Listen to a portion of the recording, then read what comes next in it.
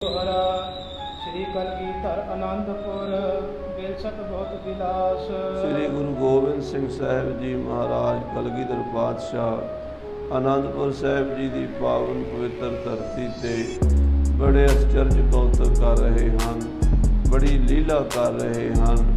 ਅਨੰਤ ਜੀਵਾਂ ਦਾ ਬੇੜਾ ਭਵ ਸਾਗਰ ਤੋਂ ਪਾਰ ਕਰ ਰਹੇ ਹਨ। ਨਾਮ ਬਾਣੀ ਸੇਵਾ ਸਿਮਰਨ ਜਪ ਤਪ ਦੇ ਪ੍ਰਵਾਹ ਵੀ ਚੱਲ ਰਹੇ ਹਨ ਔਰ ਸੂਰਬੀਰਤਾ ਬਹਾਦਰੀ ਦਾ ਵੀ ਸਾਧ ਸੰਗਤ ਜੀ ਯੱਗ ਲੱਗਾ ਹੋਇਆ ਹੈ। ਭਗਤੀ ਤੇ ਸ਼ਕਤੀ ਦਾ ਸੁਮੇਲ, ਸ਼ਾਂਤੀ ਤੇ ਕ੍ਰਾਂਤੀ ਦਾ ਸੁਮੇਲ ਹਨ ਸ੍ਰੀ ਕਲਗੀਧਰ ਪਾਤਸ਼ਾਹ ਜੀ ਮਹਾਰਾਜ। ਜਿਤ ਕਿਤੇ ਬਹੁ ਗੁਣੀ ਨਰ ਸੁਨ ਜਸ ਆਵਤ ਪਾਸ। ਜਿੱਥੋਂ ਕਿਤੋਂ ਗੁਣੀ ਪੁਰਸ਼ ਵਿਦਵਾਨ ਪੁਰਸ਼ ਮਹਾਰਾਜ ਦਾ ਜਸ ਸੁਣ ਸੁਣ ਕੇ ਮਹਾਰਾਜ ਦੇ ਦਰਸ਼ਨਾਂ ਦੇ ਲਈ ਸ੍ਰੀ ਆਨੰਦਪੁਰ ਸਾਹਿਬ ਵੱਲ ਆ ਰਹੇ ਹਨ। ਵਿਦਵਾਨ ਕਵੀਆਂ ਨੂੰ ਪਤਾ ਹੈ ਕਿ 10ਵੇਂ ਪਾਤਸ਼ਾਹ ਕਵੀਆਂ ਦੇ ਬੜੇ ਕਦਰਦਾਨ ਹਨ, ਵਿਦਵਾਨਾਂ ਦੇ ਕਦਰਦਾਨ ਹਨ। ਇਸ ਕਰਕੇ ਕਵੀਗਣ ਮਹਾਰਾਜ ਦੇ ਦਰਬਾਰ ਵਿੱਚ ਦਰਸ਼ਨਾਂ ਲਈ ਆਉਂਦੇ ਹਨ। ਜੋ ਪਈ ਜੋ ਕੁੰਟਨ ਤੇ ਦੂਰ ਕੇ ਨੇੜੇ, ਦੂਰੋਂ ਨੇੜਿਓਂ ਉੱਤਰ ਦੱਖਣ ਪੂਰਬ ਪੱਛਮ ਚੌਵਾਂ ਕੁੰਟਾਂ ਤੋਂ ਕੋਈ ਕਿਸੂ ਗੁਣ ਦਿਖੈ ਬਡੇਰੇ। ਕਿਸੇ ਵਿੱਚ ਕੋਈ ਗੁਣ ਹੋਵੇ, ਕੋਈ ਆਰਟ ਹੋਵੇ, ਕੋਈ ਕਲਾ ਆਉਂਦੀ ਹੋਵੇ, ਉਹ ਆਪਣੀ ਕਲਾ ਦਾ ਪ੍ਰਦਰਸ਼ਨ ਕਰਨ ਲਈ ਸਤਿਗੁਰਾਂ ਦੇ ਚਰਨਾਂ 'ਚ ਆਪੇ ਹੀ ਪਹੁੰਚ ਜਾਂਦਾ ਹੈ। ਇੱਕ ਤੋਂ ਦਰਬ ਲਾਲਸਾ ਧਰੈ। ਇੱਕ ਤਾਂ ਗੁਣੀ ਬੰਦਿਆਂ ਨੂੰ ਆਪਣੇ ਗੁਜ਼ਾਰੇ ਵਾਸਤੇ ਮਾਇਆ ਚਾਹੀਦੀ ਹੁੰਦੀ ਹੈ, ਕਿਉਂਕਿ ਸੰਸਾਰ ਵਿੱਚ ਸਾਧ ਸੰਗਤ ਜੀ ਕੋਈ ਵੀ ਇਨਸਾਨ ਆਇਆ ਹੈ, ਪਰਮਾਤਮਾ ਨੇ ਪੇਟ ਸਭ ਨੂੰ ਲਾਇਆ ਹੈ। ਜੋ ਇਹ पेट न काहू होता पाप पुण्य काहू को कहता, कहते राव रंग काहू को कहता। जे पेट ना हुंदा ते कोई राजा ते कोई भिखारी ना हुंदा। जिहदा पेट भरिया होवे रजिया होवे उहनूं राजा कहंदे हन, जिहदा पेट भुखा होवे उहनूं भुखारी जां भिखारी कहंदे हन। सो ये वाहिगुरू ने परमात्मा ने सारिਆਂ ਨੂੰ पेट लाया है। ਰਾਗੀਆਂ ਢਾਡੀਆਂ ਗੁਣੀ ਗਿਆਨੀਆਂ ਕਵੀਆਂ ਨੂੰ ਵੀ ਪਰਮਾਤਮਾ ਨੇ ਪੇਟ ਲਾਇਆ ਹੈ। ਉਹਨਾਂ ਨੂੰ ਵੀ ਪ੍ਰਸ਼ਾਦਾ ਛਕਣਾ ਹੁੰਦਾ ਹੈ ਅਤੇ ਉਹ ਵੀ ਇਸ ਆਸ ਨਾਲ ਕਿ ਕਲਗੀਧਰ ਪਾਤਸ਼ਾਹ ਸਾਡਾ ਪੇਟ ਭਰ ਸਕਦੇ ਹਨ, ਉਹਨਾਂ ਦੀ ਸ਼ਰਨ ਵਿੱਚ ਚੱਲੀਏ। ਸਾਧ ਸੰਗਤ ਜੀ, ਅੱਜ ਦੇ ਪ੍ਰਸੰਗ ਤੋਂ ਗੁਰਦੁਆਰਾ ਪ੍ਰਬੰਧਕ ਕਮੇਟੀਆਂ ਨੂੰ ਅਤੇ ਬਾਕੀ ਸਾਰੇ ਪੰਥ ਖਾਲਸੇ ਨੂੰ ਸੁਚੇਤ ਹੋਣਾ ਚਾਹੀਦਾ ਹੈ ਕਿ ਜਿਹੜੇ ਆਪਣੇ ਗ੍ਰੰਥੀ ਸਿੰਘਾਂ ਦਾ, ਰਾਗੀ ਸਿੰਘਾਂ ਦਾ, ਗੁਣੀਆਂ ਦਾ, ਢਾਡੀਆਂ ਦਾ ਕਦਰ ਸਤਿਕਾਰ ਨਹੀਂ ਕਰਦੇ, ਆਪਣੇ ਪੰਥ ਨੂੰ ਬੜਾ ਨੁਕਸਾਨ ਪਹੁੰਚਾ ਰਹੇ ਹਨ। ਜੇ ਅਸੀਂ ਇਹਨਾਂ ਵਿਦਵਾਨਾਂ ਨੂੰ ਨਹੀਂ ਸਾਂਭਾਂਗੇ, ਇਹਨਾਂ ਦਾ ਪੇਟ ਨਹੀਂ ਭਰਾਂਗੇ, ਇਹ ਕਲਾ ਖਤਮ ਹੋ ਜਾਏਗੀ। ਜੇ ਵਿਦਿਆ ਤੁਹਾਡੀ ਖਤਮ ਹੋ ਗਈ, ਤੁਹਾਡਾ ਪੰਥ ਹੀ ਖਤਮ ਹੋ ਗਿਆ। ਇਸ ਕਰਕੇ ਪੰਥ ਖਾਲਸੇ ਦੀ ਚੜ੍ਹਦੀ ਕਲਾ ਲਈ ਰਾਗੀਆਂ ਸਿੰਘਾਂ ਨੂੰ, ਢਾਡੀਆਂ ਸਿੰਘਾਂ ਨੂੰ, ਕਵੀਸ਼ਰਾਂ ਨੂੰ, ਜਿਹੜੇ ਪਿੰਡਾਂ ਵਿੱਚ ਫਿਰ ਕੇ ਪ੍ਰਚਾਰ ਕਰਦੇ ਹੈ। ਅੱਜ ਕੱਲ੍ਹ ਅਸੀਂ ਉਹਨਾਂ ਰਾਗੀਆਂ ਢਾਡੀਆਂ ਕਥਾਵਾਚਕਾਂ ਨੂੰ ਬੁਲਾਉਂਦੇ ਜਿਨ੍ਹਾਂ ਦੀ ਮਸ਼ਹੂਰੀ ਜ਼ਿਆਦਾ ਹੁੰਦੀ ਹੈ ਅਤੇ ਗੱਲ ਉਹਨਾਂ ਨੇ ਉਹੀ ਸੁਣਾਉਣੀ ਹੁੰਦੀ ਜਿਹੜੀ 4 ਸਟੇਜਾਂ ਦੇ ਪਹਿਲਾਂ ਸੁਣਾ ਕੇ ਆਏ ਹੁੰਦੇ ਨੇ। ਉਹੀ ਰਾਮ ਕਥਾ ਮੁੜ ਮੁੜ ਕੇ ਸੁਣਾਉਣੀ ਹੁੰਦੀ ਹੈ। ਉਹੀ ਸ਼ਬਦ ਰਾਗੀ ਸਿੰਘ ਭਾਵੇਂ ਕੋਈ ਕਵੇ ਨਾ ਕਵੇ, ਅੱਜ ਕੱਲ੍ਹ ਜਿਹੜੇ ਮਸ਼ਹੂਰ ਹਨ ਉਹ ਆਪੇ ਬਹਿੰਦੇ ਹੀ ਕਹਿ ਦੇਣਗੇ ਸੰਗਤ ਦੀ ਫਰਮਾਇਸ਼ ਆਈ ਹੈ ਇਹ ਸ਼ਬਦ ਸੁਣਨਾ। ਉਹ ਸ਼ਬਦ ਹੀ ਯਾਦ 4 ਹੁੰਦੇ ਨੇ ਅਤੇ ਆਪੇ ਹੀ ਕਹਿ ਦੇਣਾ ਵੀ ਫਰਮਾਇਸ਼ ਆਈ ਹੈ। ਅਤੇ ਸਾਧ ਸੰਗਤ ਜੀ, ਜਿਹੜੇ ਮੈਂ ਦੇਖਿਆ ਪਿੰਡਾਂ ਵਿੱਚ ਗੁਰੂ ਕੇ ਗਰੀਬ ਸਿੱਖ ਹਨ, ਪ੍ਰਚਾਰ ਕਰਦੇ ਹਨ, ਉਹਨਾਂ ਦੇ ਕੋਲ ਗੁਣ ਜ਼ਿਆਦਾ ਹੁੰਦਾ, ਅਸੀਂ ਕਦਰ ਨਹੀਂ ਕਰਦੇ ਕਿਉਂਕਿ ਉਹਨਾਂ ਦੀ ਮਸ਼ਹੂਰੀ ਨਹੀਂ ਹੁੰਦੀ। ਅਤੇ ਇਸ ਕਰਕੇ ਸਾਰਿਆਂ ਦਾ ਮਾਣ ਸਤਿਕਾਰ ਕਰਨਾ ਚਾਹੀਦਾ ਹੈ, ਸਾਰਿਆਂ ਨੂੰ ਟਾਈਮ ਦੇਣਾ ਚਾਹੀਦਾ ਪੰਥ ਦੇ ਪ੍ਰਚਾਰ ਦਾ।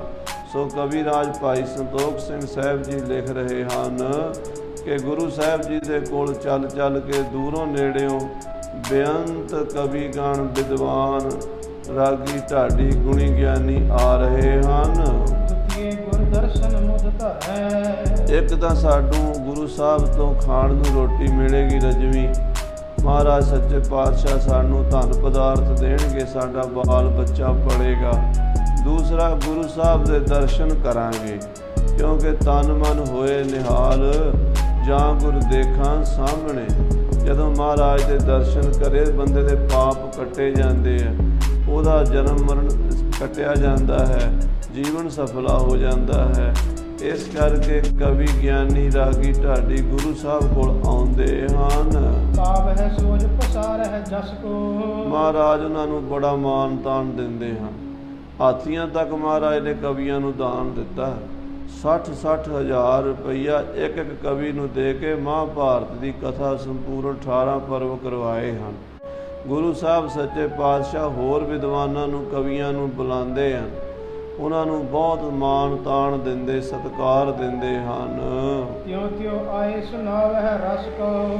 ਤੇ ਉਹ ਕਵੀ ਜਨ ਵੀ ਬੜੇ ਬੜੇ ਸਿਰੇ ਦੇ ਕਵੀ ਹਨ।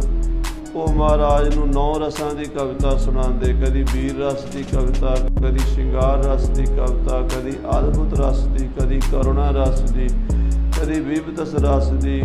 ਸਾਧ ਸੰਗਤ ਜੀ, ਇਸ ਤਰ੍ਹਾਂ ਜਿਹੜੇ 9 ਰਸ ਹਨ ਉਹਦੇ ਵਿੱਚ ਕਾਵ ਰਚਨਾ ਕਰਕੇ ਸਤਿਗੁਰੂ ਜੀ ਨੂੰ ਸੁਣਾਉਂਦੇ।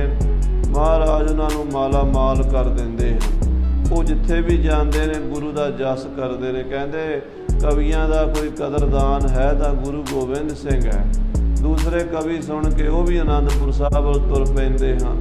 ਇਸ ਤਰ੍ਹਾਂ ਕਵੀਆਂ ਦੀਆਂ ਲਾਈਨਾਂ ਲੱਗੀਆਂ ਰਹਿੰਦੀਆਂ ਹਨ। ਢਾਡੀਆਂ, ਰਾਗੀਆਂ, ਗੁਣੀਆਂ, ਗਿਆਨੀਆਂ ਦਾ ਆਨੰਦਪੁਰ ਸਾਹਿਬ ਵੱਲ ਆਉਣਾ ਬਣਿਆ ਰਹਿੰਦਾ ਹੈ।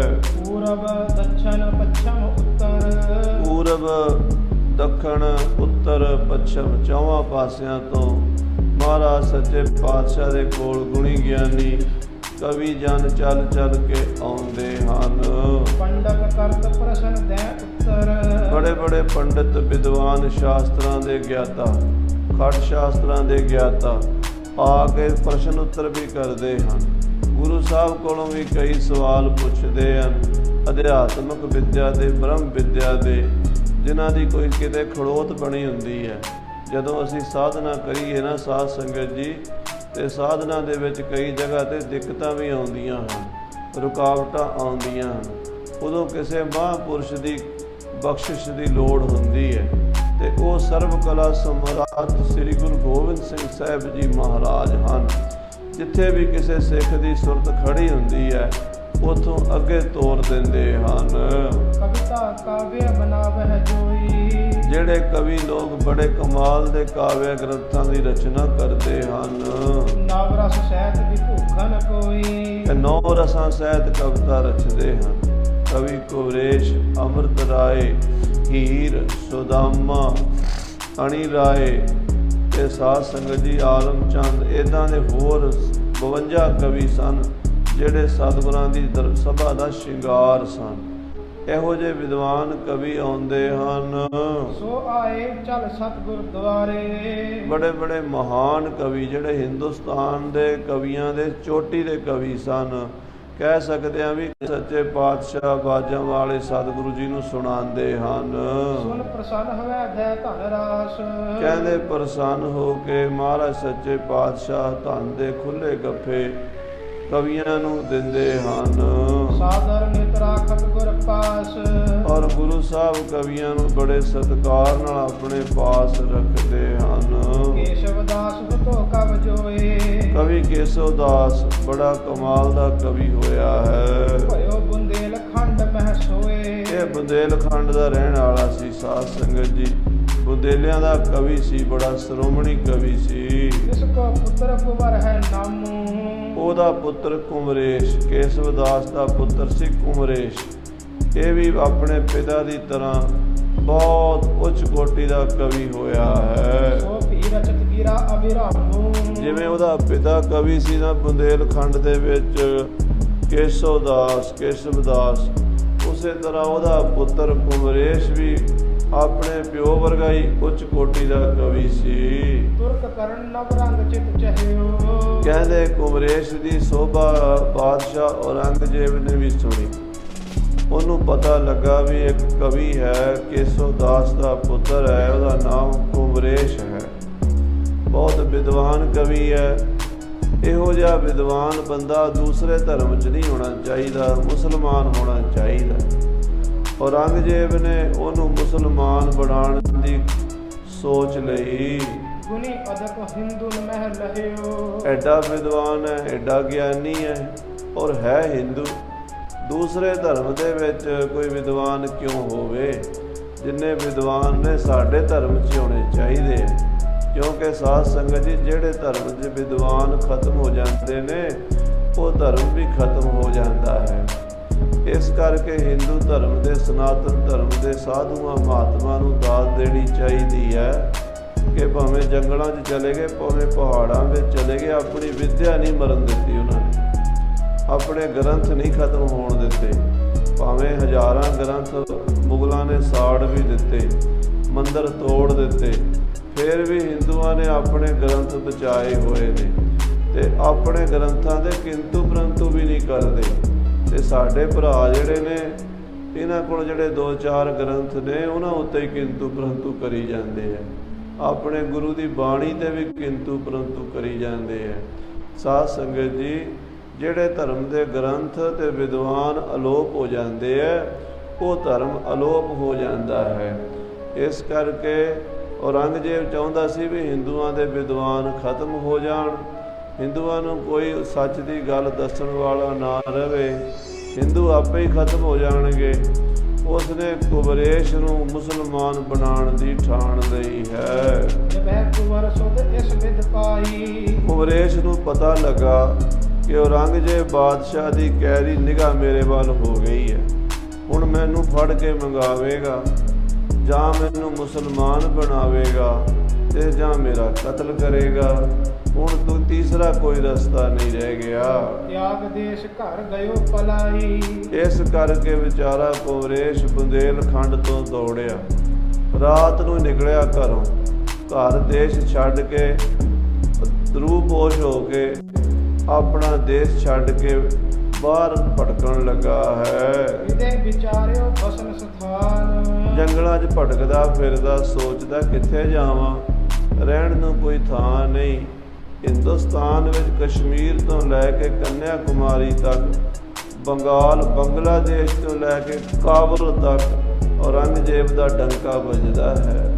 ਕੋਈ ਦੁਨੀਆ ਦੀ ਤਾਕਤ ਨਹੀਂ ਹੈ ਕਿ ਉਸ ਤੋਂ ਮੈਨੂੰ ਬਚਾ ਸਕੇ। ਪੂਰੇ ਹਿੰਦੁਸਤਾਨ ਵਿੱਚ, ਪੂਰੀ ਦੁਨੀਆ ਵਿੱਚ ਕੋਈ ਐਸੀ ਥਾਂ ਨਹੀਂ ਜਿੱਥੇ ਮੈਂ ਜਾ ਕੇ ਸਿਰ ਛੁਪਾ ਲਵਾਂ, ਕਿਉਂਕਿ ਹਰ ਜਗ੍ਹਾ ਤੇ ਔਰੰਗਜ਼ੇਬ ਦਾ ਹੁਕਮ ਚੱਲਦਾ ਹੈ। ਔਰੰਗਜ਼ੇਬ ਦੇ ਹੁਕਮ ਦੇ ਡਰਦੇ ਮਾਰੇ ਲੋਕ ਮੈਨੂੰ ਕਿਤੇ ਵੀ ਆਪਣੀ ਪਨਾਹ ਨਹੀਂ ਦੇਣਗੇ, ਸ਼ਰਨ ਵਿੱਚ ਨਹੀਂ ਰੱਖਣਗੇ। ਫਿਰ ਉਹਨੂੰ ਪਤਾ ਲੱਗਾ ਕਿ ਇੱਕ ਹਿੰਦੁਸਤਾਨ 'ਚ ਐਸੀ ਥਾਂ ਹੈ ਜਿੱਥੇ ਔਰੰਗੇ ਦਾ ਹੁਕਮ ਨਹੀਂ ਚੱਲਦਾ, ਜਿੱਥੇ ਅਕਾਲ ਪੁਰਖ ਪਰਮੇਸ਼ਰ ਦੇ ਹੁਕਮ ਵਿੱਚ ਸਾਰਾ ਵਰਤਾਰਾ ਹੁੰਦਾ ਹੈ। ਉਹ ਹੈ ਸ੍ਰੀ ਅਨੰਦਪੁਰ ਸਾਹਿਬ। ਉੱਥੇ ਬਾਜਾਂ ਵਾਲੇ ਸਤਿਗੁਰੂ ਕਲਗੀਆਂ ਵਾਲੇ ਪਿਤਾ ਗੁਰੂ ਗੋਬਿੰਦ ਸਿੰਘ ਸਾਹਿਬ ਜੀ ਨਿਰਭੈ ਯੋਧੇ ਹਨ, ਜਿਹੜੇ ਔਰੰਗਜ਼ੇਬ ਦਾ ਭੈ ਨਹੀਂ ਮੰਨਦੇ। ਉਹਨਾਂ ਦੀ ਸ਼ਰਨ ਚਲੀਏ। ਇੱਕ ਸਮਝੀ ਹੈ ਸ਼ਕਤ ਕਨੇਰੀ। ਕਹਿੰਦੇ ਉਹਨਾਂ ਦੀ ਸ਼ਰਨ ਵਿੱਚ ਮੇਰੀ ਨਿਭ ਜਾਏਗੀ। ਉਹ ਮਹਾਸ਼ਕਤੀ ਦੇ ਮਾਲਕ ਹਨ, ਸੂਰਬੀਰ ਯੋਧੇ ਹਨ, ਵਿਦਵਾਨਾਂ ਦਾ, ਗੁਣੀਆਂ ਦਾ, ਢਾਡੀਆਂ ਰਾਗੀਆਂ ਦਾ, ਕਵੀਆਂ ਦਾ ਸਤਿਕਾਰ ਕਰਦੇ ਹਨ। ਦੂਰ ਕਰ ਦੂਰ ਦੂਰ ਨਿਤ ਚੱਲ ਕਰ। ਵਿਚਾਰਾ ਕੁਬਰੇਸ਼ ਜੰਗਲਾਂ 'ਚ ਲੁੱਕ ਲੁੱਕ ਕੇ ਤੁਰਦਾ ਹੈ, ਕਿਉਂਕਿ ਜੇ ਕਿਤੇ ਫੜਿਆ ਗਿਆ, ਕਿਸੇ ਨੇ ਪਛਾਣ ਲਿਆ ਤੇ ਔਰੰਗਜ਼ੇਬ ਕੋਲ ਫੜ ਕੇ ਪਹੁੰਚਾ ਦੇਣਗੇ। ਉਹ ਮੈਨੂੰ ਤਸੀਹੇ ਦੇ ਕੇ, ਤਕਲੀਫਾਂ ਦੇ ਕੇ, ਜੇਲ੍ਹਾਂ 'ਚ ਸੁੱਟ ਕੇ, ਭੁੱਖਿਆ ਧਿਆਇਆ ਰੱਖ ਕੇ ਮੁਸਲਮਾਨ ਬਣਾਉਣ ਦੀ ਕੋਸ਼ਿਸ਼ ਕਰੇਗਾ। ਜੇ ਮੈਂ ਮੁਸਲਮਾਨ ਨਾ ਬਣਿਆ ਤਾਂ ਮੈਨੂੰ ਕਤਲ ਕਰ ਦੇਵੇਗਾ, ਜੇ ਮੈਂ ਬਣ ਗਿਆ ਤੇ ਮੇਰੇ ਪੱਲੇ ਧਰਮ ਮੇਰਾ ਗਿਆ, ਕੁਝ ਵੀ ਨਹੀਂ ਰਹਿਣਾ। ਇਹ ਵਿਚਾਰਾ ਡਰਦਾ ਮਾਰਾ ਧਰਮ ਸੰਕਟ 'ਚ ਪਿਆ ਹੋਇਆ ਕਵੀ ਕੁਬਰੇਸ਼ ਬੜੇ ਔਖੇ ਟਾਈਮ ਟਪਾਉਂਦਾ, ਰਾਤ ਨੂੰ ਤੁਰਦਾ, ਦਿਨੇ ਖੇਤਾਂ ਕਮਾਦਾਂ 'ਚ ਲੁੱਕ ਜਾਂਦਾ, ਜੰਗਲਾਂ 'ਚ ਲੁੱਕ ਜਾਂਦਾ, ਆਪਣੀ ਜਾਨ ਬਚਾਉਂਦਾ ਹੋਇਆ ਸ੍ਰੀ ਅਨੰਦਪੁਰ ਸਾਹਿਬ ਪਹੁੰਚਿਆ। ਬੜੀ ਮੁਸ਼ਕਲ ਦੇ ਨਾਲ ਬੁੰਦੇਲਖੰਡ ਤੋਂ ਤੁਰਿਆ ਤੇ ਸ੍ਰੀ ਅਨੰਦਪੁਰ ਸਾਹਿਬ ਆ ਪਹੁੰਚਿਆ। ਰਸਤੇ ਵਿੱਚ ਬੜੇ ਸੋਹਣੇ ਕਵਿਤ ਰਚ ਕੇ ਲਿਆਇਆ, ਬੜੇ ਸੋਹਣੇ ਛੰਦਾਂ ਦੇ ਵਿੱਚ ਕਵਿਤ ਸਵਈਏ, ਦੋਹਰੇ, ਚੌਪਈਆਂ, ਬਾ ਕਮਾਲ ਕਵੀ ਸੀ। ਭਾਈ ਸੰਤੋਖ ਸਿੰਘ ਜੀ ਨੇ ਕੁਝ ਨਮੂਨੇ ਉਹਦੀ ਕਵਿਤਾ ਦੇ ਦਿੱਤੇ ਹਨ। ਡਾਕਟਰ ਭਾਈ ਵੀਰ ਸਿੰਘ ਜੀ ਨੇ ਵੀ ਕਲਗੀਧਰ ਚਮਤਕਾਰ ਵਿੱਚ ਇਹਨਾਂ ਛੰਦਾਂ ਦੀ ਵਿਆਖਿਆ ਵਿੱਚ ਇੱਕ ਲੇਖ ਲਿਖਿਆ ਵਿਦਿਆ ਦਰਬਾਰ। ਉਹ ਵਿਦਿਆ ਦਰਬਾਰ ਤੁਸੀਂ ਪੜ੍ਹੋਗੇ, ਮਹਾਰਾਜ ਦੇ ਦਰਬਾਰੀ ਕਵੀਆਂ ਦੇ ਛੰਦ ਜਿਹੜੇ ਭਾਈ ਸੰਤੋਖ ਸਿੰਘ ਜੀ ਨੇ ਸਾਂਭੇ ਸੀਗੇ, ਭਾਈ ਵੀਰ ਸਿੰਘ ਨੇ ਅਰਥਾਂ ਸਮੇਤ ਲਿਖੇ ਹਨ। ਸੋ ਸਾਧ ਸੰਗਤ ਜੀ, ਕੁਮਰੇਸ਼ ਵੀ ਆਪਣੇ ਪਿਤਾ ਦੀ ਤਰ੍ਹਾਂ ਬੜਾ ਚੋਟੀ ਦਾ ਕਵੀ ਸੀ। ਬੜੇ ਸੁੰਦਰ ਛੰਦ ਰਚ ਕੇ ਆਨੰਦਪੁਰ ਸਾਹਿਬ ਲੈ ਆਇਆ। ਮਿਲਿਓ ਗੁਰੂ ਸੰਤ ਬਹਿ ਉਚਰ ਕੈ। ਮਹਾਰਾਜ 10ਵੇਂ ਪਾਤਸ਼ਾਹ ਗੁਰੂ ਗੋਬਿੰਦ ਸਿੰਘ ਜੀ ਨੂੰ ਆ ਕੇ ਮਿਲਿਆ ਤੇ ਆਪਣੇ ਸਵਈਏ ਦੋਹਰੇ ਚੌਪਈਆਂ ਤੇ ਕਵਿਤ ਸੁਣਾਏ ਹਨ। ਬਿਨਾ ਆਸਰੇ ਰਹਿਓ ਅਲੰਬ। ਕਹਿਣ ਲੱਗਾ ਗਰੀਬ ਨਵਾਜ਼ ਸੱਚੇ ਪਾਤਸ਼ਾਹ ਜੀ, ਹੁਣ ਮੇਰਾ ਦੁਨੀਆ ਤੇ ਕੋਈ ਆਸਰਾ ਨਹੀਂ ਹੈ, ਕੋਈ ਸਹਾਰਾ ਨਹੀਂ ਹੈ, ਮੈਂ ਤੁਹਾਡਾ ਆਸਰਾ ਤੱਕਿਆ ਹੈ। ਤੁਸੀਂ ਨਿਆਸਰਿਆਂ ਦੇ ਆਸਰੇ ਹੋ, ਨਿਮਾਣਿਆਂ ਦੇ ਮਾਣ ਹੋ ਤੇ ਨਿਤਾਣਿਆਂ ਦੇ ਤਾਣ ਹੋ। ਜਗਤ ਗੁਰੂ ਗੁਣ ਧਰੋ ਕਦੰਬ। ਮਹਾਰਾਜ ਤੁਸੀਂ ਜਗਤ ਗੁਰੂ ਹੋ ਤੇ ਤੁਸੀਂ ਸੰਸਾਰ ਦਾ ਸਹਾਰਾ ਹੋ। ਇਸ ਕਲਯੁਗ ਦੇ ਵਿੱਚ ਗਰੀਬਾਂ ਦਾ, ਨਿਆਸਰਿਆਂ ਦਾ, ਕਮਜ਼ੋਰਾਂ ਦਾ, ਮਾੜਿਆਂ ਦਾ ਕੋਈ ਨਹੀਂ ਬਣਦਾ। ਮਹਾਰਾਜ ਸਭ ਤਗੜਿਆਂ ਦੇ ਰਿਸ਼ਤੇਦਾਰ ਬਣਦੇ ਨੇ, ਮਾੜੇ ਦੇ ਤੁਸੀਂ ਹੋ। ਜਿਹਦਾ ਕੋਈ ਨਹੀਂ ਦੁਨੀਆ ਦੇ ਵਿੱਚ, ਜਿਸ ਕਾ ਨਾਹੀ ਕੋਏ ਹਾਂ ਇਸ ਕਾ ਪ੍ਰਭੂ ਸੋਏ ਹਾਂ। ਜਿਹਦਾ ਦੁਨੀਆ ਦੇ ਕੋਈ ਨਹੀਂ, ਉਹਦੇ ਮਹਾਰਾਜ ਸੱਚੇ ਪਾਤਸ਼ਾਹ ਜੀ ਆਪ ਰਾਖੇ ਬਣਦੇ ਹੋ। ਸੁਨਾ ਨਿਥਾਵਨ ਕੋ ਤੁਮ ਥਾਨ। ਹੇ ਕਲਗੀਧਰ ਜੀ, ਮੈਂ ਸੁਣਿਆ ਵੀ ਜਿਹਨੂੰ ਕਿਤੇ ਥਾਂ ਨਹੀਂ ਮਿਲਦੀ, ਉਹਨੂੰ ਤੁਹਾਡੇ ਚਰਨਾਂ 'ਚ ਥਾਂ ਮਿਲ ਜਾਂਦੀ ਹੈ। ਸਦਾ ਨਿਮਾਨਨ ਕੇ ਬੜ ਮਾਨ। ਇਹ ਸੱਚੇ ਪਾਤਸ਼ਾਹ ਤੁਸੀਂ ਨਿਮਾਣਿਆਂ ਦੇ ਮਾਣ ਹੋ, ਨਿਤਾਣਿਆਂ ਦੇ ਤਾਣ ਹੋ, ਨਿਓਟਿਆਂ ਦੀ ਓਟ ਹੋ ਤੇ ਨਿਆਸਰਿਆਂ ਦੇ ਆਸਰੇ ਹੋ। ਉਹ ਨਿਤਾਨਨ ਕੇ ਤੁਮ ਤ੍ਰਾਣ। ਜਿਨ੍ਹਾਂ ਦਾ ਕੋਈ ਤਾਣ ਤਾਕਤ ਨਹੀਂ, ਉਹਨਾਂ ਦੀ ਤਾਣ ਤਾਕਤ ਤੁਸੀਂ ਹੋ। ਅਸੋਭਾ ਤੋ ਕਥੈ ਜਹਾਨ। ਐਸੀ ਸੋਭਾ ਮੈਂ ਦੁਨੀਆ ਦੇ ਸੁਣੀ ਹੈ, ਮੈਂ ਸੋਭਾ ਸੁਣ ਕੇ ਆਇਆ ਉੱਚਾ ਦਰ ਬਾਬੇ ਨਾਨਕ ਦਾ। ਮਹਾਰਾਜ ਮੈਂ ਸਾਰੀ ਦੁਨੀਆ 'ਚ ਸੁਣਿਆ ਵੀ ਜਿਹਨੂੰ ਕੋਈ ਨਹੀਂ ਨਾ ਚੱਲਦਾ, ਉਹਨੂੰ ਕਲਗੀਆਂ ਵਾਲਾ ਚੱਲ ਲੈਂਦਾ। ਇਹ ਸੁਣ ਕੇ ਆਇਆ ਮੈਂ ਆਪ ਜੀ ਦੀ ਸ਼ਰਨ ਵਿੱਚ। ਸੁਣ ਸ੍ਰੀ ਪ੍ਰਭ ਸਾਦਰ ਬੈਠਾਇਓ। ਇਹ ਸੁਣ ਕੇ ਮਹਾਰਾਜ 10ਵੇਂ ਪਾਤਸ਼ਾਹ ਸ੍ਰੀ ਗੁਰੂ ਗੋਬਿੰਦ ਸਿੰਘ ਸਾਹਿਬ ਕਲਗੀਧਰ ਜੀ ਨੇ ਕੁਮਰੇਸ਼ ਨੂੰ ਬੜੇ ਸਤਿਕਾਰ ਨਾਲ ਆਪਣੇ ਕੋਲ ਬਿਠਾ ਲਿਆ। ਨਿਜ ਪ੍ਰਸੰਗ ਤਬ ਵਿਪਰ ਸੁਨਾਇਓ। ਤਾਂ ਪੰਡਤ ਜੀ ਨੇ ਸਾਧ ਸੰਗਤ ਜੀ ਆਪਣੀ ਸਾਰੀ ਕਥਾ ਬੜੇ ਵਿਸਥਾਰ ਦੇ ਨਾਲ ਉਸ ਕਲਗੀਧਰ ਪਿਤਾ ਨੂੰ ਸੁਣਾਈ, ਜਿਹੜਾ ਨਿਮਾਣਿਆਂ ਦਾ ਮਾਣ ਹੈ ਤੇ ਨਿਤਾਣਿਆਂ ਦਾ ਤਾਣ ਹੈ। ਰੋਂਦੇ ਹੋਏ ਕੁਮਰੇਸ਼ ਨੇ ਸ੍ਰੀ ਕਲਗੀਧਰ ਜੀ ਨੂੰ, ਕਿਉਂਕਿ ਜਾਤ ਦਾ ਬ੍ਰਾਹਮਣ ਸੀ ਕੁਮਰੇਸ਼, ਆਪਣੇ ਧਰਮ ਕਰਮ 'ਚ ਵੀ ਬੜਾ ਪੱਕਾ ਸੀ। ਆਪਣਾ ਧਰਮ ਹਰ ਇੱਕ ਨੂੰ ਪਿਆਰਾ ਹੁੰਦਾ, ਭਾਵੇਂ ਕਿਸੇ ਦਾ ਕੋਈ ਵੀ ਧਰਮ ਹੋਵੇ। ਤਾਂ ਬ੍ਰਾਹਮਣਾਂ ਨੂੰ ਆਪਣਾ ਧਰਮ ਪਿਆਰਾ ਸੀ, ਇਸ ਕਰਕੇ ਗੁਰੂ ਦੀ ਸ਼ਰਨ ਆਉਂਦੇ ਸਨ। ਗੁਰੂ ਮਹਾਰਾਜ ਗਊ ਗਰੀਬ ਦੀ ਰੱਖਿਆ ਕਰਨ ਵਾਲੇ ਧਰਮ ਦੇ ਰਾਖੇ ਸਨ। ਪੰਡਤ ਕੁਮਰੇਸ਼ ਬੋਲਿਆ, ਮਹਾਰਾਜ ਮੇਰਾ ਧਰਮ ਖਤਰੇ ਵਿੱਚ ਸੀ, ਮੇਰੀ ਜਾਨ ਖਤਰੇ ਵਿੱਚ ਸੀ। ਤੁਰਕ ਤੇਜ ਤੇ ਬਿਨ ਬਲ ਹਿੰਦੂ। ਇਹ ਮਹਾਰਾਜ ਇਸ ਵੇਲੇ ਤੁਰਕਾਂ ਦਾ ਤੇਜ ਸੂਰਜ ਦੀ ਤਰ੍ਹਾਂ ਚਮਕ ਰਿਹਾ ਹੈ। ਔਰੰਗਜ਼ੇਬ ਨੇ ਪਤਾ ਨਹੀਂ ਕਿੰਨੀ ਕੁ ਤਪੱਸਿਆ ਕੀਤੀ ਹੈ, ਉਹਦੇ ਸਾਹਮਣੇ ਕੋਈ ਖੜ ਨਹੀਂ ਸਕਦਾ। ਮਹਾਰਾਜ ਹਿੰਦੂ ਕਮਜ਼ੋਰ ਹੋ ਗਏ ਨੇ, ਬਲ ਤੋਂ ਰਹਿਤ ਹੋ ਗਏ ਨੇ, ਹਿੰਦੂਆਂ 'ਚ ਸ਼ਕਤੀ ਨਹੀਂ ਹੈ, ਆਪਣਾ ਧਰਮ ਨਹੀਂ ਬਚਾ ਸਕਦੇ। ਧਰਮ ਵਿਨਾਸ਼ਕ ਮੇਲਕ ਬ੍ਰਿੰਦੂ। ਤੇ ਮਹਾਰਾਜ ਇਸ ਵੇਲੇ ਸਾਡੇ ਧਰਮ ਤੇ ਖਤਰਾ ਬਣਿਆ ਹੋਇਆ ਹੈ। ਵੈਰੀ ਚੜ੍ਹ ਕੇ ਆਏ ਨੇ ਸਾਡੇ ਧਰਮ ਦੇ ਉੱਤੇ, ਮੰਦਰ ਤੋੜਦੇ ਨੇ, ਗਊਆਂ ਮਾਰਦੇ ਨੇ, ਧਰਮ ਦਾ ਨੁਕਸਾਨ ਕਰਦੇ ਨੇ। ਮਹਾਰਾਜ ਇਹਨਾਂ ਯਮਨਾ ਮਲੇਸ਼ਾਂ ਤੋਂ ਸਾਡੇ ਧਰਮ ਦੀ ਰਾਖੀ ਕਰੋ। ਮਹਾਤਰਾਸ ਤੇ ਮੈਂ ਚੱਲ ਆਇਓ। ਮਹਾਰਾਜ ਮੈਨੂੰ ਔਰੰਗਜ਼ੇਬ ਮੁਸਲਮਾਨ ਬਣਾਉਣਾ ਚਾਹੁੰਦਾ ਹੈ। ਕਿਸੇ ਤੁਰਕ ਨੇ ਬਾਦਸ਼ਾਹ ਦੇ ਕੰਨਾਂ 'ਚ ਮੇਰੇ ਖਿਲਾਫ ਕੰਨ ਭਰ ਦਿੱਤੇ ਨੇ ਕਿ ਹਿੰਦੂਆਂ ਦਾ ਇੱਕ ਬੜਾ ਵੱਡਾ ਕਵੀ ਹੈ ਕੁਮਰੇਸ਼, ਇਹਨੂੰ ਮੁਸਲਮਾਨ ਬਣਾ ਲਓ। ਔਰੰਗਜ਼ੇਬ ਦਾ ਖਿਆਲ ਇੱਧਰ ਹੋ ਗਿਆ ਹੈ। ਮਹਾਰਾਜ ਮੈਂ ਉਸ ਤੋਂ ਡਰਦਾ ਮਾਰਾ ਤੁਹਾਡੀ ਸ਼ਰਨ ਵਿੱਚ ਆਇਆ ਹਾਂ। ਚਹਿਤ ਆਪ ਨੂੰ ਧਰਮ ਬਚਾਇਓ। ਬਚਾਇਓ। हे सतगुरु जी मैं अपना धर्म बचाना चाहुंदा हां। ਸੁਣ ਸ੍ਰੀ ਸਤਿਗੁਰ ਧੀਰਜ ਦੀਨਾ। ਇਹ ਸੁਣ ਕੇ ਮਹਾਰਾਜ ਕਲਗੀਧਰ ਪਿਤਾ ਸੱਚੇ ਪਾਤਸ਼ਾਹ ਜੀ ਮਹਾਰਾਜ ਨੇ ਪੰਡਤ ਕੁਬਰੇਸ਼ ਨੂੰ ਹੌਸਲਾ ਦਿੱਤਾ, ਧੀਰਜ ਦਿੱਤਾ ਹੈ। ਰੋਜ਼ ਰਜਤ ਬਣ 500 ਕੀਨਾ।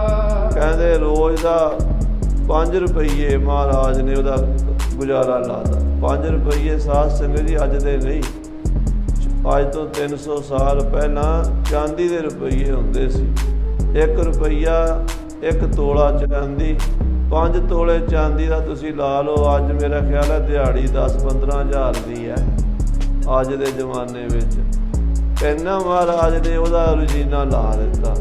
ਚਾਂਦੀ ਦੇ 5 ਰੁਪਈਏ ਉਹਨੂੰ ਰੋਜ਼ ਮਿਲਿਆ ਕਰਨਗੇ ਤੇ ਗੁਰੂ ਦੇ ਦਰਬਾਰ ਵਿੱਚ ਕੁਬਰੇਸ਼ ਕਵੀ ਆਪਣੀ ਕਵਿਤਾ ਦਾ ਪ੍ਰਗਟਾਵਾ ਕਰਿਆ ਕਰੇਗਾ। ਕਹਿਓ ਤੋਹੇ ਪਿਤ ਕਵੀ ਵਿਸਾਲਾ। ਮਹਾਰਾਜ ਕਲਗੀਧਰ ਜੀ ਕਹਿੰਦੇ ਪੰਡਤ ਕੁਬਰੇਸ਼ ਜੀ ਤੁਹਾਡੇ ਪਿਤਾ ਜੀ ਵੱਡੇ ਕਵੀ ਹੋਏ ਹਨ, ਕੇਸੋ ਦਾਸ ਜੀ। ਰਚੀ ਆਦ ਕਵੀ ਪ੍ਰਿਆ ਰਸਾਲਾ। ਉਹਨਾਂ ਨੇ ਬੜੀ ਕਮਾਲ ਦੀ ਕਵਿਤਾ ਰਚੀ ਹੈ, ਬਹੁਤ ਸੁੰਦਰ ਰਚਨਾ ਕੀਤੀ ਹੈ। ਗ੍ਰੰਥ ਮਹਾਭਾਰਤ ਮਨ ਭਾਵੈ। ਮਹਾਰਾਜ ਕਹਿੰਦੇ ਦੁਨੀਆ ਵਿੱਚ ਇੱਕ ਬੜਾ ਵੱਡਾ ਮਹਾਕਾਵਿ ਵੇਦ ਵਿਆਸ ਜੀ ਨੇ ਲਿਖਿਆ ਹੈ, ਮਹਾਭਾਰਤ, ਜਿਹਦੇ ਵਿੱਚ ਭਾਰਤ ਵਰਸ਼ ਦੇ ਪ੍ਰਾਚੀਨ ਰਾਜਿਆਂ ਦੀ ਕਥਾ ਹੈ, ਧਰਮ ਦੀ ਕਥਾ ਹੈ, ਰਾਜਨੀਤੀ ਦੀ ਕਥਾ ਹੈ, ਅਰਥ ਵਿਵਸਥਾ ਦੀ ਕਥਾ ਹੈ, ਦੇਸ਼ ਦੇ ਕਲਚਰ ਸੱਭਿਆਚਾਰ ਦੀ ਕਥਾ ਹੈ, ਲੋਕਾਂ ਦੇ ਰਹਿਣ ਸਹਿਣ ਦੀ ਕਥਾ ਹੈ, ਧਰਮ ਨੀਤੀ ਦੀ ਕਥਾ ਹੈ, ਕੂਟਨੀਤੀ ਦੀ ਕਥਾ ਹੈ। ਐਡਾ ਵੱਡਾ ਗ੍ਰੰਥ ਵੇਦ ਵਿਆਸ ਜੀ ਨੇ ਰਚਿਆ ਹੈ। ਕਹਿੰਦੇ ਜਦੋਂ ਉਹਨਾਂ ਨੇ ਗ੍ਰੰਥ ਰਚਣਾ ਸੀ ਤੇ ਲਿਖਾਰੀ ਨਹੀਂ ਸੀ ਲੱਭਦਾ। ਕਹਿੰਦੇ ਲਿਖਾਰੀ ਲੱਭਣ ਦੇ ਲਈ ਉਹਨਾਂ ਨੇ ਗਣੇਸ਼ ਜੀ ਦੀ ਆਰਾਧਨਾ ਕੀਤੀ। ਗਣੇਸ਼ ਜੀ ਪ੍ਰਗਟ ਹੋ ਗਏ ਕਿਉਂਕਿ ਲਿਖਾਰੀਆਂ ਦੀ ਹੱਦ ਜਿਹੜੀ ਹੈ ਉਹ ਗਣੇਸ਼ ਨੂੰ ਮੰਨਿਆ ਗਿਆ। ਉਹਨਾਂ ਤੋਂ ਵੱਡਾ ਦੁਨੀਆ ਤੇ ਕੋਈ ਲਿਖਾਰੀ ਨਹੀਂ। ਕਹਿੰਦੇ ਗਣੇਸ਼ ਜੀ ਆਪ ਪ੍ਰਗਟ ਹੋ ਗਏ ਜਦੋਂ, ਤੇ ਵੇਦ ਵਿਆਸ ਜੀ ਨੇ ਬੇਨਤੀ ਕੀਤੀ, ਮਹਾਂਪੁਰਸ਼ੋ ਮੈਂ ਗ੍ਰੰਥ ਲਿਖਣਾ ਹੈ, ਮੈਂ ਉਚਾਰਨ ਕਰਾਂਗਾ ਤੇ ਲਿਖਾਰੀ ਚਾਹੀਦਾ, ਤੁਹਾਡੇ ਤੋਂ ਵੱਡਾ ਲਿਖਾਰੀ ਕੋਈ ਨਹੀਂ, ਫਿਰ ਤੁਸੀਂ ਕਿਰਪਾ ਕਰਕੇ ਮੇਰਾ ਗ੍ਰੰਥ ਲਿਖ ਦਿਓ। ਗਣੇਸ਼ ਜੀ ਕਹਿਣ ਲੱਗੇ ਮੈਂ ਲਿਖ ਤਾਂ ਦਿਆਂਗਾ, ਪਰ ਮੇਰੀ ਇੱਕ ਸ਼ਰਤ ਹੈ, ਮੈਂ ਜਦੋਂ ਲਿਖਣ ਬਹਿ ਜਾਂਦਾ ਨਾ ਫਿਰ ਮੈਂ ਕਲਮ ਚੁੱਕਦਾ ਨਹੀਂ, ਲਗਾਤਾਰ ਲਿਖਦਾ ਹਾਂ। ਇਸ ਕਰਕੇ ਤੁਸੀਂ ਮੈਨੂੰ ਇਹ ਕਹੋ ਕਿ ਠਹਿਰੋ, ਰੁਕ ਜਾਓ ਜਰਾ, ਮੈਂ ਕੋਈ ਛੰਦ ਜੋੜਨਾ ਹੈ, ਕੋਈ ਮਾਤਰਾ ਪੂਰੀ ਕਰਨੀ ਹੈ, ਕੋਈ ਅਨੁਪਰਾਸ ਬਣਾਉਣਾ ਹੈ, ਕੋਈ ਅਲੰਕਾਰ ਦਾ ਭੇਦ ਹੈ। ਜਦੋਂ ਤੁਸੀਂ ਇਹੋ ਜਿਹੀ ਗੱਲ ਕਰੋਗੇ ਮੈਂ ਚਲਾ ਜਾਵਾਂਗਾ। ਇਸ ਕਰਕੇ ਮੇਰੀ ਸ਼ਰਤ ਹੈ ਕਿ ਜਦੋਂ ਤੁਸੀਂ ਲਿਖਾਣਾ ਹੈ ਲਗਾਤਾਰ ਲਿਖਾ ਲਿਆ ਜੇ, ਮੈਂ ਲਿਖ ਦਿਆਂਗਾ, ਪਰ ਜੇ ਮੈਂ ਉੱਠ ਗਿਆ ਫਿਰ ਮੈਂ ਬੈਠਣਾ ਨਹੀਂ ਦੁਬਾਰਾ। ਹੁਣ 1 ਲੱਖ ਸ਼ਲੋਕ ਲਿਖਣਾ ਸੀਗਾ ਤੇ ਵੇਦ ਵਿਆਸ ਜੀ ਸੋਚਾਂ 'ਚ ਪੈ ਗਏ। ਸੋਚ ਕੇ ਕਹਿੰਦੇ ਠੀਕ ਹੈ ਮਹਾਰਾਜ, ਤੁਹਾਡੀ ਸ਼ਰਤ ਪ੍ਰਵਾਨ ਹੈ, ਪਰ ਮੇਰੀ ਵੀ ਇੱਕ ਸ਼ਰਤ ਹੈ। ਮੇਰੀ ਸ਼ਰਤ ਇਹ ਹੈ ਵੀ ਜਦੋਂ ਤੁਸੀਂ ਕੋਈ ਚੀਜ਼ ਲਿਖੋਗੇ, ਮੈਂ ਬੋਲਾਂਗਾ ਤੁਸੀਂ ਲਿਖੋਗੇ, ਜਿਹੜੀ ਚੀਜ਼ ਦੀ ਤੁਹਾਨੂੰ ਸਮਝ ਨਾ ਆਵੇ ਜਿੰਨਾ ਚਿਰ, ਉਹਨਾਂ ਚਿਰ ਉਹਨੂੰ ਸਮਝੇ ਤੋਂ ਬਿਨਾਂ ਲਿਖ ਕੇ ਅੱਗੇ ਨਾ ਚੱਲਿਆ ਜੇ। ਪਹਿਲਾਂ ਉਹਨੂੰ ਸਮਝ ਲਿਆ ਜੇ ਤੇ ਫਿਰ ਅੱਗੇ ਤੁਸੀਂ ਜਿਹੜਾ ਪਾਠ ਹੈ ਉਹ ਲਿਖਿਆ ਜੇ। ਕਹਿੰਦੇ ਗਣੇਸ਼ ਜੀ ਨੇ 7 ਬਚਨ ਕਹਿਤਾ, ਦੋਵਾਂ ਦੀ ਆਪਸ ਵਿੱਚ ਕਮੈਂਟਮੈਂਟ ਹੋ ਗਈ, ਬੈਠ ਗਏ। ਵੇਦ ਵਿਆਸ ਜੀ ਉਚਾਰ ਹੀ ਜਾਂਦੇ ਆ, ਗਣੇਸ਼ ਜੀ ਲਿਖੇ ਜਾਂਦੇ ਆ। ਹੁਣ ਵੇਦ ਵਿਆਸ ਜੀ ਨੂੰ ਕੁਝ ਸੋਚਣਾ ਵੀ ਪੈਂਦਾ, ਕਵੀ ਨੂੰ ਛੰਦਾਂ ਦਾ, ਪ੍ਰਸੰਗ ਦਾ ਸਾਰਾ ਵੱਧ ਘੱਟ ਦੇਖਣਾ ਪੈਂਦਾ। ਜਦੋਂ ਉਹ ਦੇਖਦੇ ਵੀ ਹੁਣ ਕੋਈ ਸੋਚਣ ਦੀ ਲੋੜ ਪੈ ਗਈ ਹੈ ਤਾਂ ਵੇਦ ਵਿਆਸ ਜੀ ਬਹੁਤ ਪਹੇਲੀ ਜੁਗਤ ਕੋਈ ਜਿਹੜਾ ਇਹੋ ਜਿਹਾ ਔਖਾ ਸ਼ਬਦ ਜਿਹਦੇ ਅਰਥ ਨਾ ਛੇਤੀ ਖੁੱਲ੍ਹਣ, ਇਹੋ ਜਿਹਾ ਸ਼ਲੋਕ ਵੇਦ ਵਿਆਸ ਜੀ ਉਚਾਰਨ ਕਰ ਦਿੰਦੇ ਤੇ ਗਣੇਸ਼ ਜੀ ਉਹਦੇ ਅਰਥ ਸੋਚਦੇ ਰਹਿੰਦੇ 10 ਮਿੰਟ, ਫਿਰ ਲਿਖਾਂਗਾ ਇਹਨੂੰ ਇਹ ਕੀ ਕਿਹਾ। ਉਹ ਇੰਨੇ ਚਿਰ ਨੂੰ ਵੇਦ ਵਿਆਸ ਜੀ ਅਗਲੀ ਲੜੀ ਪੂਰੀ ਤਿਆਰ ਕਰ ਲੈਂਦੇ ਤੇ ਫਿਰ ਲਿਖਣਾ। ਇਸ ਤਰ੍ਹਾਂ ਇਹ ਗਣੇਸ਼ ਜੀ ਨੇ ਤੇ ਵੇਦ ਵਿਆਸ ਜੀ ਨੇ ਇਹ ਗ੍ਰੰਥ ਲਿਖਿਆ ਸੀ ਜਿਹਦਾ ਨਾਮ ਹੈ ਮਹਾਭਾਰਤ। ਇਹਦੇ 18 ਪਰਵ ਹਨ। ਇੱਕ ਪਰਵ ਵੀ ਸਾਧ ਸੰਗਤ ਜੀ ਵੀ ਅੱਜ ਆਪਾਂ ਦੇਖੀਏ ਦਾਸ ਕੋਲ ਭਾਖਾ, ਅਸ਼ਵਮੇਧ ਭਾਖਾ ਹੈ, ਟੈਕਣ ਕਵੀ ਦਾ, ਮਹਾਰਾਜ 10ਵੇਂ ਪਾਤਸ਼ਾਹ ਦਾ ਦਰਬਾਰੀ ਕਵੀ ਸੀ। ਉਹ ਇਕੱਲਾ ਹੀ ਅੱਧੇ ਸੂਰਜ ਪ੍ਰਕਾਸ਼ ਤੋਂ ਵੱਡਾ ਹੈ।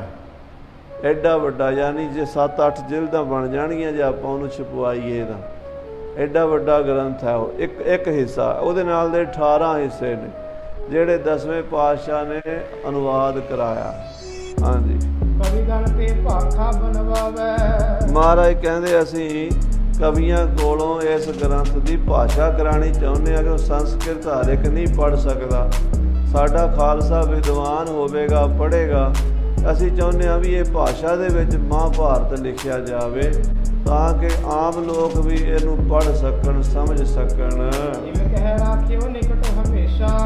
ਇਸ ਤਰ੍ਹਾਂ ਕਹਿ ਕੇ ਕਵਲੇਸ਼ ਨੂੰ ਮਹਾਰਾਜ ਨੇ ਆਪਣੇ ਕੋਲ ਰੱਖ ਲਿਆ ਤੇ ਹੋਰ ਵੀ ਬੜੇ ਬੜੇ ਅੰਮ੍ਰਿਤ ਰਾਏ ਵਰਗੇ, ਕਵੀ ਹੀਰ ਵਰਗੇ, ਸੁਦਾਮੇ ਵਰਗੇ ਬੜੇ ਬੜੇ ਮਹਾਨ ਕਵੀਆਂ ਨੂੰ ਆਪਣੇ ਦਰਬਾਰ ਵਿੱਚ ਰੱਖਿਆ।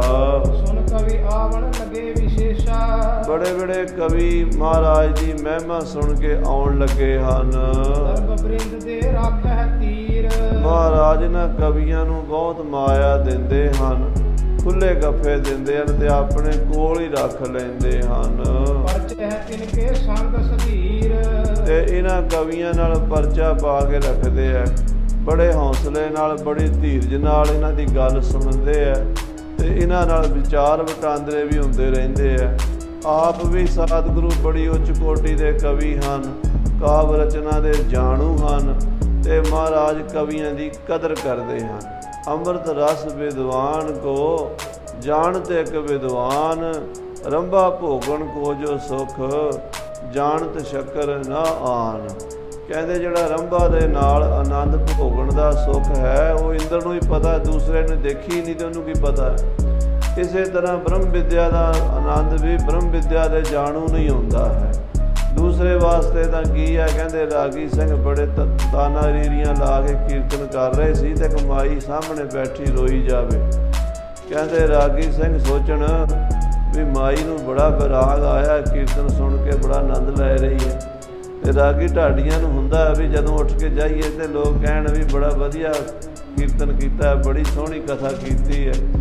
ਜਦੋਂ ਰਾਗੀ ਸਿੰਘ ਮਾਈ ਦੇ ਕੋਲ ਨੂੰ ਗਏ ਨਾ ਵੀ ਮਾਈ ਸਾਨੂੰ ਕਹੇਗੀ ਵੀ ਬੜਾ ਆਨੰਦ ਆਇਆ, ਤੇ ਕਹਿੰਦੇ ਮਾਤਾ ਜੀ ਤੁਹਾਨੂੰ ਬੜਾ ਵਿਰਾਗ ਆ ਰਿਹਾ ਸੀ।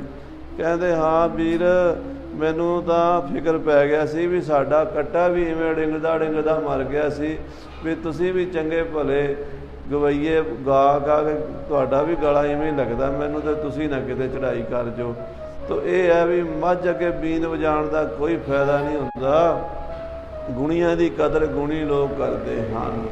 ਤੋ ਮਹਾਰਾਜ 10ਵੇਂ ਪਾਤਸ਼ਾਹ ਆਪ ਗੁਣੀ ਹਨ, ਇਸ ਕਰਕੇ ਰਾਗੀਆਂ ਢਾਡੀਆਂ ਵਿਦਵਾਨਾਂ ਕਵੀਆਂ ਦੀ ਕਦਰ ਕਰਦੇ ਹਨ। ਬਾਣੀ ਸ੍ਰੀ ਗੁਰੂ ਆਪ ਬਣਾਵੇ। ਆਪ ਸਤਿਗੁਰੂ ਆਪਣੇ ਮੁਖ ਤੋਂ ਬਾਣੀ ਦੀ ਰਚਨਾ ਕਰਦੇ ਹਨ। ਚੰਡੀ ਚਰਿਤ੍ਰ ਆਦਿ ਗਨ ਭਾਵੈ। ਚੰਡੀ ਚਰਿਤ੍ਰ ਆਦਿਕ ਬਾਣੀਆਂ ਅੱਜ ਕੱਲ੍ਹ ਸ਼ੰਕਾਵਾਦੀ ਕਹਿਣ ਲੱਗ ਪਏ ਜੀ ਇਹ ਤਾਂ ਅੰਗਰੇਜ਼ਾਂ ਨੇ 10ਵੇਂ ਪਾਤਸ਼ਾਹ ਦੀ ਬਾਣੀ ਪ੍ਰਗਟ ਕੀਤੀ ਹੈ, ਪਹਿਲਾਂ ਹੈ ਹੀ ਨਹੀਂ। ਅੰਗਰੇਜ਼ ਤਾਂ ਸਾਧ ਸੰਗਤ ਜੀ ਬਾਅਦ 'ਚ ਆਏ ਨੇ। ਭਾਈ ਸੰਤੋਖ ਸਿੰਘ ਜੀ ਪਹਿਲਾਂ ਹੀ ਲਿਖ ਰਹੇ ਨੇ। ਇਹਨਾਂ ਤੋਂ ਵੀ ਪਹਿਲਾਂ ਸੁੱਖਾ ਸਿੰਘ ਜੀ ਨੇ ਗੁਰਬਿਲਾਸ ਵਿੱਚ, ਬਾਬੇ ਸਰੂਪ ਦਾਸ ਜੀ ਨੇ ਮਹਿਮਾ ਪ੍ਰਕਾਸ਼ ਵਿੱਚ, ਭਾਈ ਕੇਸਰ ਸਿੰਘ ਛਿੱਬਰ ਨੇ ਬੰਸਾਵਲੀ ਨਾਮੇ ਵਿੱਚ, ਕੋਇਰ ਸਿੰਘ ਨੇ ਗੁਰਬਿਲਾਸ ਵਿੱਚ, 100 ਸਾਖੀ ਵਾਲੇ ਸਾਰਿਆਂ ਨੇ ਪੁਰਾਣੇ ਗ੍ਰੰਥਾਂ 'ਚ 10ਵੇਂ ਪਾਤਸ਼ਾਹ ਦੀ ਬਾਣੀ ਦਾ ਜ਼ਿਕਰ ਕੀਤਾ ਵੀ ਚੰਡੀ ਚਰਿੱਤਰ, ਬਚਿੱਤਰ ਨਾਟਕ, ਕਾਲ ਉਸਤਤ ਤੇ 24 ਅਵਤਾਰਾਂ ਦੀ ਕਥਾ, ਤ੍ਰਿਆ ਚਰਿੱਤਰ, ਸ਼ਸਤਰਨਾਮ ਵਾਲਾ, ਜਫਰਨਾਮਾ, ਇਹ ਸਾਰੀਆਂ ਬਾਣੀਆਂ ਮਹਾਰਾਜ ਨੇ ਰਚੀਆਂ ਨੇ। ਸੋ ਚੰਡੀ ਚਰਿੱਤਰ ਆਦਿਗਨ ਮਹਾਰਾਜ ਬਾਣੀ ਰਚਦੇ ਹਨ। ਇਹਦੇ ਵਿਚਾਰ ਹੈ ਬਹੁਤ ਕਿਰਪਾਲਾ। ਤੇ ਮਨ ਵਿੱਚ ਸਤਿਗੁਰੂ ਵਿਚਾਰ ਕਰਦੇ ਹਨ। ਕਿਰਪਾਲੂ ਸਤਿਗੁਰੂ 10ਵੇਂ ਪਾਤਸ਼ਾਹ ਜੀ ਚਾਹੇ ਰਚਨ ਕੋ ਪੰਥ ਵਿਸਾਲਾ। ਕਿਉਂਕਿ ਬੜਾ ਸੂਰਮਿਆਂ ਦਾ ਪੰਥ ਰਚਨਾ ਹੈ, ਬਹਾਦਰਾਂ ਯੋਧਿਆਂ ਦਾ ਪੰਥ ਸਾਜਣਾ ਹੈ, ਖਾਲਸਾ ਪੰਥ ਰਚਨਾ ਹੈ। ਅਨਿਆਏ ਤੁਰਕ ਕੋ ਭਾਰੀ। ਤੁਰਕ ਬੜਾ ਅਨਿਆਏ ਕਰ ਰਹੇ ਨੇ, ਲੋਕਾਂ ਦੇ ਧਰਮ 'ਚ ਦਖਲ ਦਿੰਦੇ ਨੇ। ਖੁਸ਼ੀ ਨਾਲ ਕੋਈ ਹਿੰਦੂ ਬਣੇ, ਕੋਈ ਮੁਸਲਮਾਨ ਬਣੇ, ਜੋ ਮਰਜ਼ੀ ਬਣੇ, ਪਰ ਜੇ ਕਿਸੇ ਨੂੰ ਡਰਾਵਾ ਦੇ ਕੇ, ਲਾਲਚ ਦੇ ਕੇ ਕਿਸੇ ਦਾ ਧਰਮ ਬਦਲਿਆ ਜਾਂਦਾ ਤਾਂ ਉਹ ਧਰਮ ਨਹੀਂ ਹੁੰਦਾ, ਉਹ ਅਧਰਮ ਹੁੰਦਾ, ਉਹ ਪਾਪ ਹੁੰਦਾ। ਮਹਾਰਾਜ ਕਹਿੰਦੇ ਮਲੇਸ਼ ਬੜਾ ਪਾਪ ਕਰ ਰਹੇ ਨੇ, ਲੋਕਾਂ ਦਾ ਧਰਮ ਬਦਲ ਰਹੇ ਨੇ। ਦੇਸ ਜਗਤ ਕੋ ਦੁਖ ਬੁਰਿਆਰੀ। ਇਹ ਜ਼ਬਰਦਸਤੀ ਲੋਕਾਂ ਨੂੰ ਦੁੱਖ ਦਿੰਦੇ ਨੇ, ਬੁਰਿਆਰ ਬੰਦੇ ਨੇ, ਛਲ ਕਪਟ ਕਰਦੇ ਨੇ, ਧੋਖਾ ਕਰਦੇ ਨੇ ਗਰੀਬਾਂ ਦੇ ਨਾਲ। ਰਾਜ ਤੇਜ ਜਿਮ ਸਰਬ ਵਿਨਾਸ਼ੈ। ਮਹਾਰਾਜ ਕਹਿੰਦੇ ਇਹੋ ਜਿਹਾ ਸਮਾਂ ਆ ਰਿਹਾ, ਇਹਨਾਂ ਦਾ ਰਾਜ ਖਤਮ ਹੋ ਜਾਏਗਾ, ਇਹਨਾਂ ਦਾ ਤਪ ਤੇਜ ਖਤਮ ਹੋ ਜਾਏਗਾ, ਔਰ ਔਰੰਗਜ਼ੇਬ ਕਿਤੇ ਲੱਭੇਗਾ ਨਹੀਂ। ਜਿਵੇਂ ਮਲਵਈ ਕਹਿੰਦੇ ਨਾ ਵੀ ਭਾਲਿਆ ਨਹੀਂ ਥਿਆਣੇ, ਇਹ ਕਹਿੰਦੇ ਭਾਲਿਆ ਨਹੀਂ ਥਿਆਣੇ ਲੱਭਣੇ ਨਹੀਂ ਹਨ। ਪੰਥ ਖਾਲਸਾ ਸੁਗਤ ਪ੍ਰਕਾਸ਼ੈ। ਮਹਾਰਾਜ ਸੁਖਦਾਈ ਪੰਥ ਖਾਲਸਾ ਪ੍ਰਗਟ ਹੋਵੇਗਾ। ਸਗਲ ਜਗਤ ਮੇਂ ਖਾਲਸਾ ਪੰਥ ਗਾਜੈ, ਜਗ੍ਹਾ ਧਰਮ ਹਿੰਦਕ ਤੁਰਕ ਦੁੰਦ ਭਾਜੈ। 10ਵੇਂ ਪਾਤਸ਼ਾਹ ਮਹਾਰਾਜ ਨੇ ਗੁਰਦੰਤੀ 'ਚ ਲਿਖਿਆ ਕਿ ਅਸੀਂ ਖਾਲਸਾ ਪੰਥ ਐਸਾ ਪੈਦਾ ਕਰਾਂਗੇ ਜਿਹੜਾ ਪੁਰਾਤਨ ਧਰਮ ਸੀਗਾ। ਹਿੰਦੁਸਤਾਨ ਦਾ ਸਭ ਤੋਂ ਸਨਾਤਨ ਧਰਮ ਕੀ ਸੀ? ਸਾਧ ਸੰਗਤ ਜੀ, ਸਾਰੇ ਕੇਸਾ ਧਾਰੀ, ਸਾਰੇ ਸ਼ਸਤਰ ਧਾਰੀ, ਆਪਣੇ ਆਪਣੇ ਧਰਮ ਕਰਮ ਵਿੱਚ ਪੂਰੇ। ਉਹ ਜਿਹੜਾ ਧਰਮ ਸੀ ਨਾ, ਉਹਨੂੰ ਸਥਾਪਨ ਕਰਨਾ ਸੀਗਾ ਮਹਾਰਾਜ ਨੇ। ਹਾਂਜੀ, ਰਕਤ ਬੀਜ ਕੋ ਜੁਧ ਕਰਾਲਾ। ਰਕਤ ਬੀਜ ਦੇ ਨਾਲ ਜਿਹੜੇ ਯੁੱਧ ਹੋਏ ਨੇ ਉਹ ਮਹਾਰਾਜ ਨੇ ਲਿਖੇ। ਰਕਤ ਬੀਜ ਸੁੰਭ ਨਸੁੰਭ, ਚੰਡ ਮੁੰਡ, ਧੂਮਰ ਨੈਣ, ਇਹਨਾਂ ਦੇ ਨਾਲ ਜਿਹੜੇ ਬੜੇ ਭਿਆਨਕ ਯੁੱਧ ਚੰਡੀ ਦੇ ਅਕਾਲ ਪੁਰਖ ਪਰਮੇਸ਼ਰ ਦੀ ਸ਼ਕਤੀ ਦੇ ਸਤਿਯੁਗ 'ਚ ਹੋਏ ਨੇ, ਉਹਨਾਂ ਦੀ ਕਥਾ ਸਤਿਗੁਰੂ ਜੀ ਲਿਖਦੇ ਹਨ। ਸਿਮਰਨ ਕੀਨਸ ਭਲੋ ਸੁਕਾਲਾ। ਮਹਾਰਾਜ ਧਿਆਨ ਵਿੱਚ ਬੈਠ ਕੇ ਇਕਾਗਰ ਚਿੱਤ ਹੋ ਕੇ ਅਕਾਲ ਪੁਰਖ ਦੀ ਸ਼ਕਤੀ ਨਾਲ ਸੰਪਰਕ ਬਣਾਇਆ ਹੈ। ਇਹ ਸਾਧ ਸੰਗਤ ਜੀ ਕੋਈ ਐਵੇਂ ਨਹੀਂ ਗੱਲਾਂ ਫੁਰਦੀਆਂ। ਇਹ ਜਦੋਂ ਕੋਈ ਸੁਰਤੀ ਉਸ ਨਿਰੰਕਾਰ ਵਿੱਚ ਚਲੀ ਜਾਂਦੀ, ਉਦੋਂ ਫਿਰ ਇਹ ਬ੍ਰਹਮ ਦਾ ਸੋਮਾ ਫੁੱਟਦਾ ਹੈ।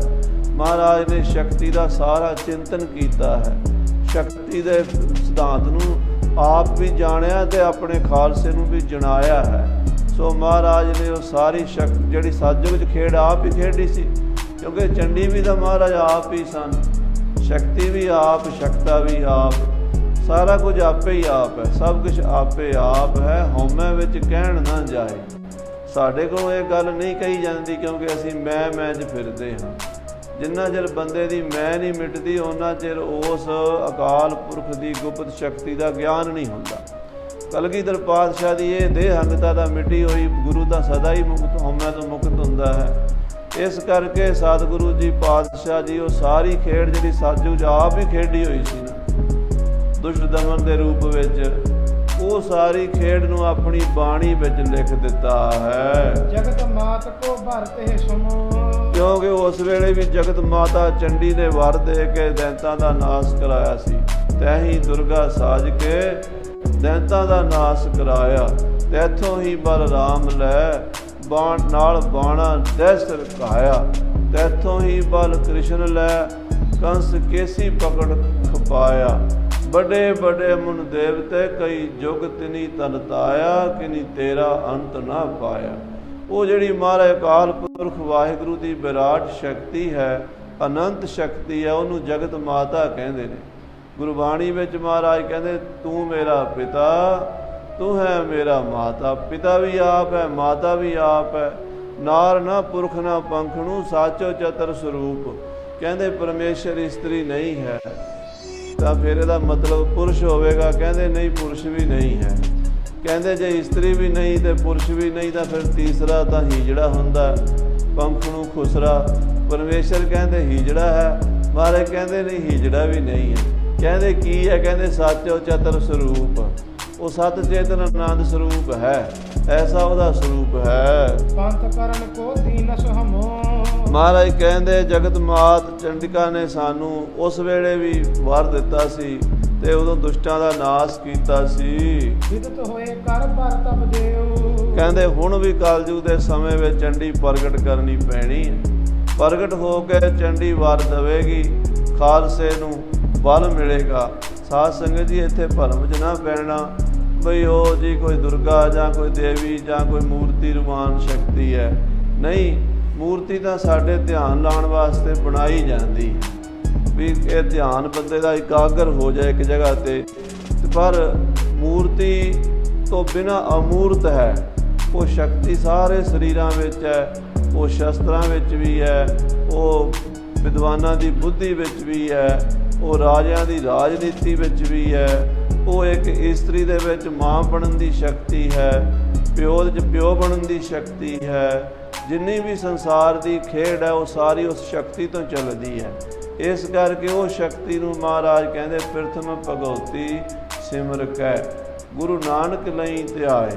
ਉਹ ਜਿਹੜੀ ਪ੍ਰਥਮ ਭਗਉਤੀ ਹੈ, ਚੰਡੀ ਹੈ, ਆਦਿ ਸ਼ਕਤੀ ਹੈ, ਭਵਾਨੀ ਹੈ, ਉਸ ਨੂੰ ਯਾਦ ਕਰੀਏ, ਉਹਨੂੰ ਪ੍ਰਗਟ ਕਰੀਏ। ਸੋ ਅਬ ਸਮਾ ਭਇਓ ਬਿਦ ਤੇਉ। ਮਹਾਰਾਜ ਕਹਿੰਦੇ ਜਿਹੜਾ ਸਤਿਯੁਗ ਸਮਾਂ ਸੀ ਉਹ ਫਿਰ ਕਲਯੁਗ 'ਚ ਪ੍ਰਗਟ ਹੋ ਗਿਆ, ਉਹੀ ਸਮਾਂ ਆ ਗਿਆ ਹੈ। ਹੋਏ ਵਿਪਰ ਬਰ ਅਸ ਕਿਸ ਦੇਸ਼। ਹੁਣ ਮਹਾਰਾਜ ਕਹਿੰਦੇ ਵੀ ਇਹੋ ਜਿਹਾ ਕੋਈ ਸਿਆਣਾ ਪੰਡਤ ਜਿਹੜਾ ਇਹਦਾ ਅਨੁਸ਼ਠਾਨ ਕਰਨਾ ਜਾਣਦਾ ਹੋਵੇ, ਕਿਉਂਕਿ ਹਰ ਇੱਕ ਚੀਜ਼ ਦਾ ਨਾ ਸਾਧ ਸੰਗਤ ਜੀ ਵੱਖਰਾ ਵੱਖਰਾ ਮਹਿਕਮਾ ਹੁੰਦਾ। ਮਕਾਨ ਬਣਵਾਉਣਾ ਹੋਵੇ ਤੇ ਰਾਜ ਮਿਸਤਰੀ ਨੂੰ ਸੱਦੀਦਾ ਹੈ, ਜੇ ਟੂਟੀਆਂ ਠੀਕ ਕਰਾਉਣੀਆਂ ਹੋਣ ਤੇ ਪਲੰਬਰ ਨੂੰ ਸੱਦੀਦਾ ਹੈ, ਤੇ ਜੇ ਸਾਧ ਸੰਗਤ ਜੀ ਕੋਈ ਬਿਮਾਰ ਸ਼ਿਮਾਰ ਹੋਵੇ ਤੇ ਡਾਕਟਰ ਨੂੰ ਸੱਦੀਦਾ ਹੈ, ਤੇ ਜੇ ਕੋਈ ਸਾਧ ਸੰਗਤ ਜੀ ਮੁਕੱਦਮਾ ਹੋਵੇ ਤੇ ਵਕੀਲ ਨੂੰ ਸੱਦੀਦਾ ਹੈ। ਜਿਹੋ ਜਿਹਾ ਕੰਮ ਦਾ ਕੋਈ ਐਕਸਪਰਟ ਹੋਵੇ ਉਹ ਕੰਮ ਉਹਦੇ ਕੋਲੋਂ ਕਰਾਈਦਾ ਹੈ। ਹੁਣ ਚੰਡੀ ਦਾ ਜਿਹੜਾ ਆਵਾਹਨ ਕਰਨਾ ਹੈ ਸ਼ਕਤੀ ਦਾ, ਇਹ ਜਿਹੜੇ ਵਿਦਵਾਨ ਲੋਕ ਕਰ ਸਕਦੇ ਉਹਨਾਂ ਨੂੰ ਹੀ ਬੁਲਾਉਣਾ ਪਵੇਗਾ। ਪੂਜਹਿ ਹੋਮ ਕਰਾਏ ਵਿਸ਼ੇਸ਼। ਮਹਾਰਾਜ ਕਹਿੰਦੇ ਇਹੋ ਜਿਹਾ ਕੋਈ ਚੰਡਕਾ ਦਾ ਪੁਜਾਰੀ ਹੋਵੇ ਜਿਹੜਾ ਆਪਣਾ ਮਨ ਚਿੱਤ ਉੱਥੇ ਟਿਕਾ ਕੇ ਉਹਦੀ ਉਪਾਸਨਾ ਕਰਦਾ ਹੋਵੇ, ਸੱਚੇ ਮਨ ਨਾਲ ਆਪਣੇ ਧਰਮ ਕਰਮ 'ਚ ਪੂਰਾ ਹੋਵੇ, ਉਹ ਇਹ ਹਮਨ ਕਰਾਵੇ ਤਾਂ ਚੰਡੀ ਪ੍ਰਗਟ ਹੋਵੇਗੀ। ਜਥਾ ਜੋਗ ਵਿਧ ਤੇ ਕਰਵਾਵਹਿ। ਵਿਧੀ ਨਾਲ ਕਰਾਵੇ, ਕਿਉਂਕਿ ਹਰ ਚੀਜ਼ ਦੀ ਵਿਧੀ ਹੁੰਦੀ ਹੈ। ਵਿਧੀ ਸੰਯੁਕਤ ਜਿਹੜਾ ਕੰਮ ਕਰੀਏ ਉਹ ਜ਼ਿਆਦਾ ਫਲੀਭੂਤ ਹੁੰਦਾ ਹੈ। ਤੋ ਮਹਾਰਾਜ ਕਹਿੰਦੇ ਵਿਧੀ ਪੂਰਵਕ ਕੋਈ ਯੱਗ ਕਰਾਵੇ। ਕਲੀ ਕਾਲ ਦੇਵੀ ਵਿਦਤਾਵਹਿ। ਇਹ ਕਲਯੁਗ ਦੇ ਸਮੇਂ ਵਿੱਚ ਸ਼ਕਤੀ ਨੂੰ ਪ੍ਰਗਟ ਕਰੇ। ਜਦੋਂ ਸ਼ਕਤੀ ਪ੍ਰਗਟ ਹੋਵੇਗੀ ਤਾਂ ਹੀ ਦੁਸ਼ਟਾਂ ਪਾਪੀਆਂ ਜ਼ਾਲਮਾਂ ਮਲੇਸ਼ਾਂ ਦਾ ਨਾਸ ਹੋਵੇਗਾ। ਹਰ ਦਰਸ਼ਨ ਪੂਰਬ ਬਰ ਲੈ। ਮਹਾਰਾਜ ਕਹਿੰਦੇ ਪਹਿਲਾਂ ਉਸ ਜਗਤ ਮਾਤ ਚੰਡਕਾ ਦੇ ਦਰਸ਼ਨ ਕਰਾਂਗੇ ਪ੍ਰਤੱਖ। ਇਹ ਸਾਧ ਸੰਗਤ ਜੀ ਬਾਹਰ ਮੁਖੀ ਗੱਲਾਂ ਨਹੀਂ ਹਨ, ਇਹ ਅੰਤਰਮੁਖੀ ਹੈ।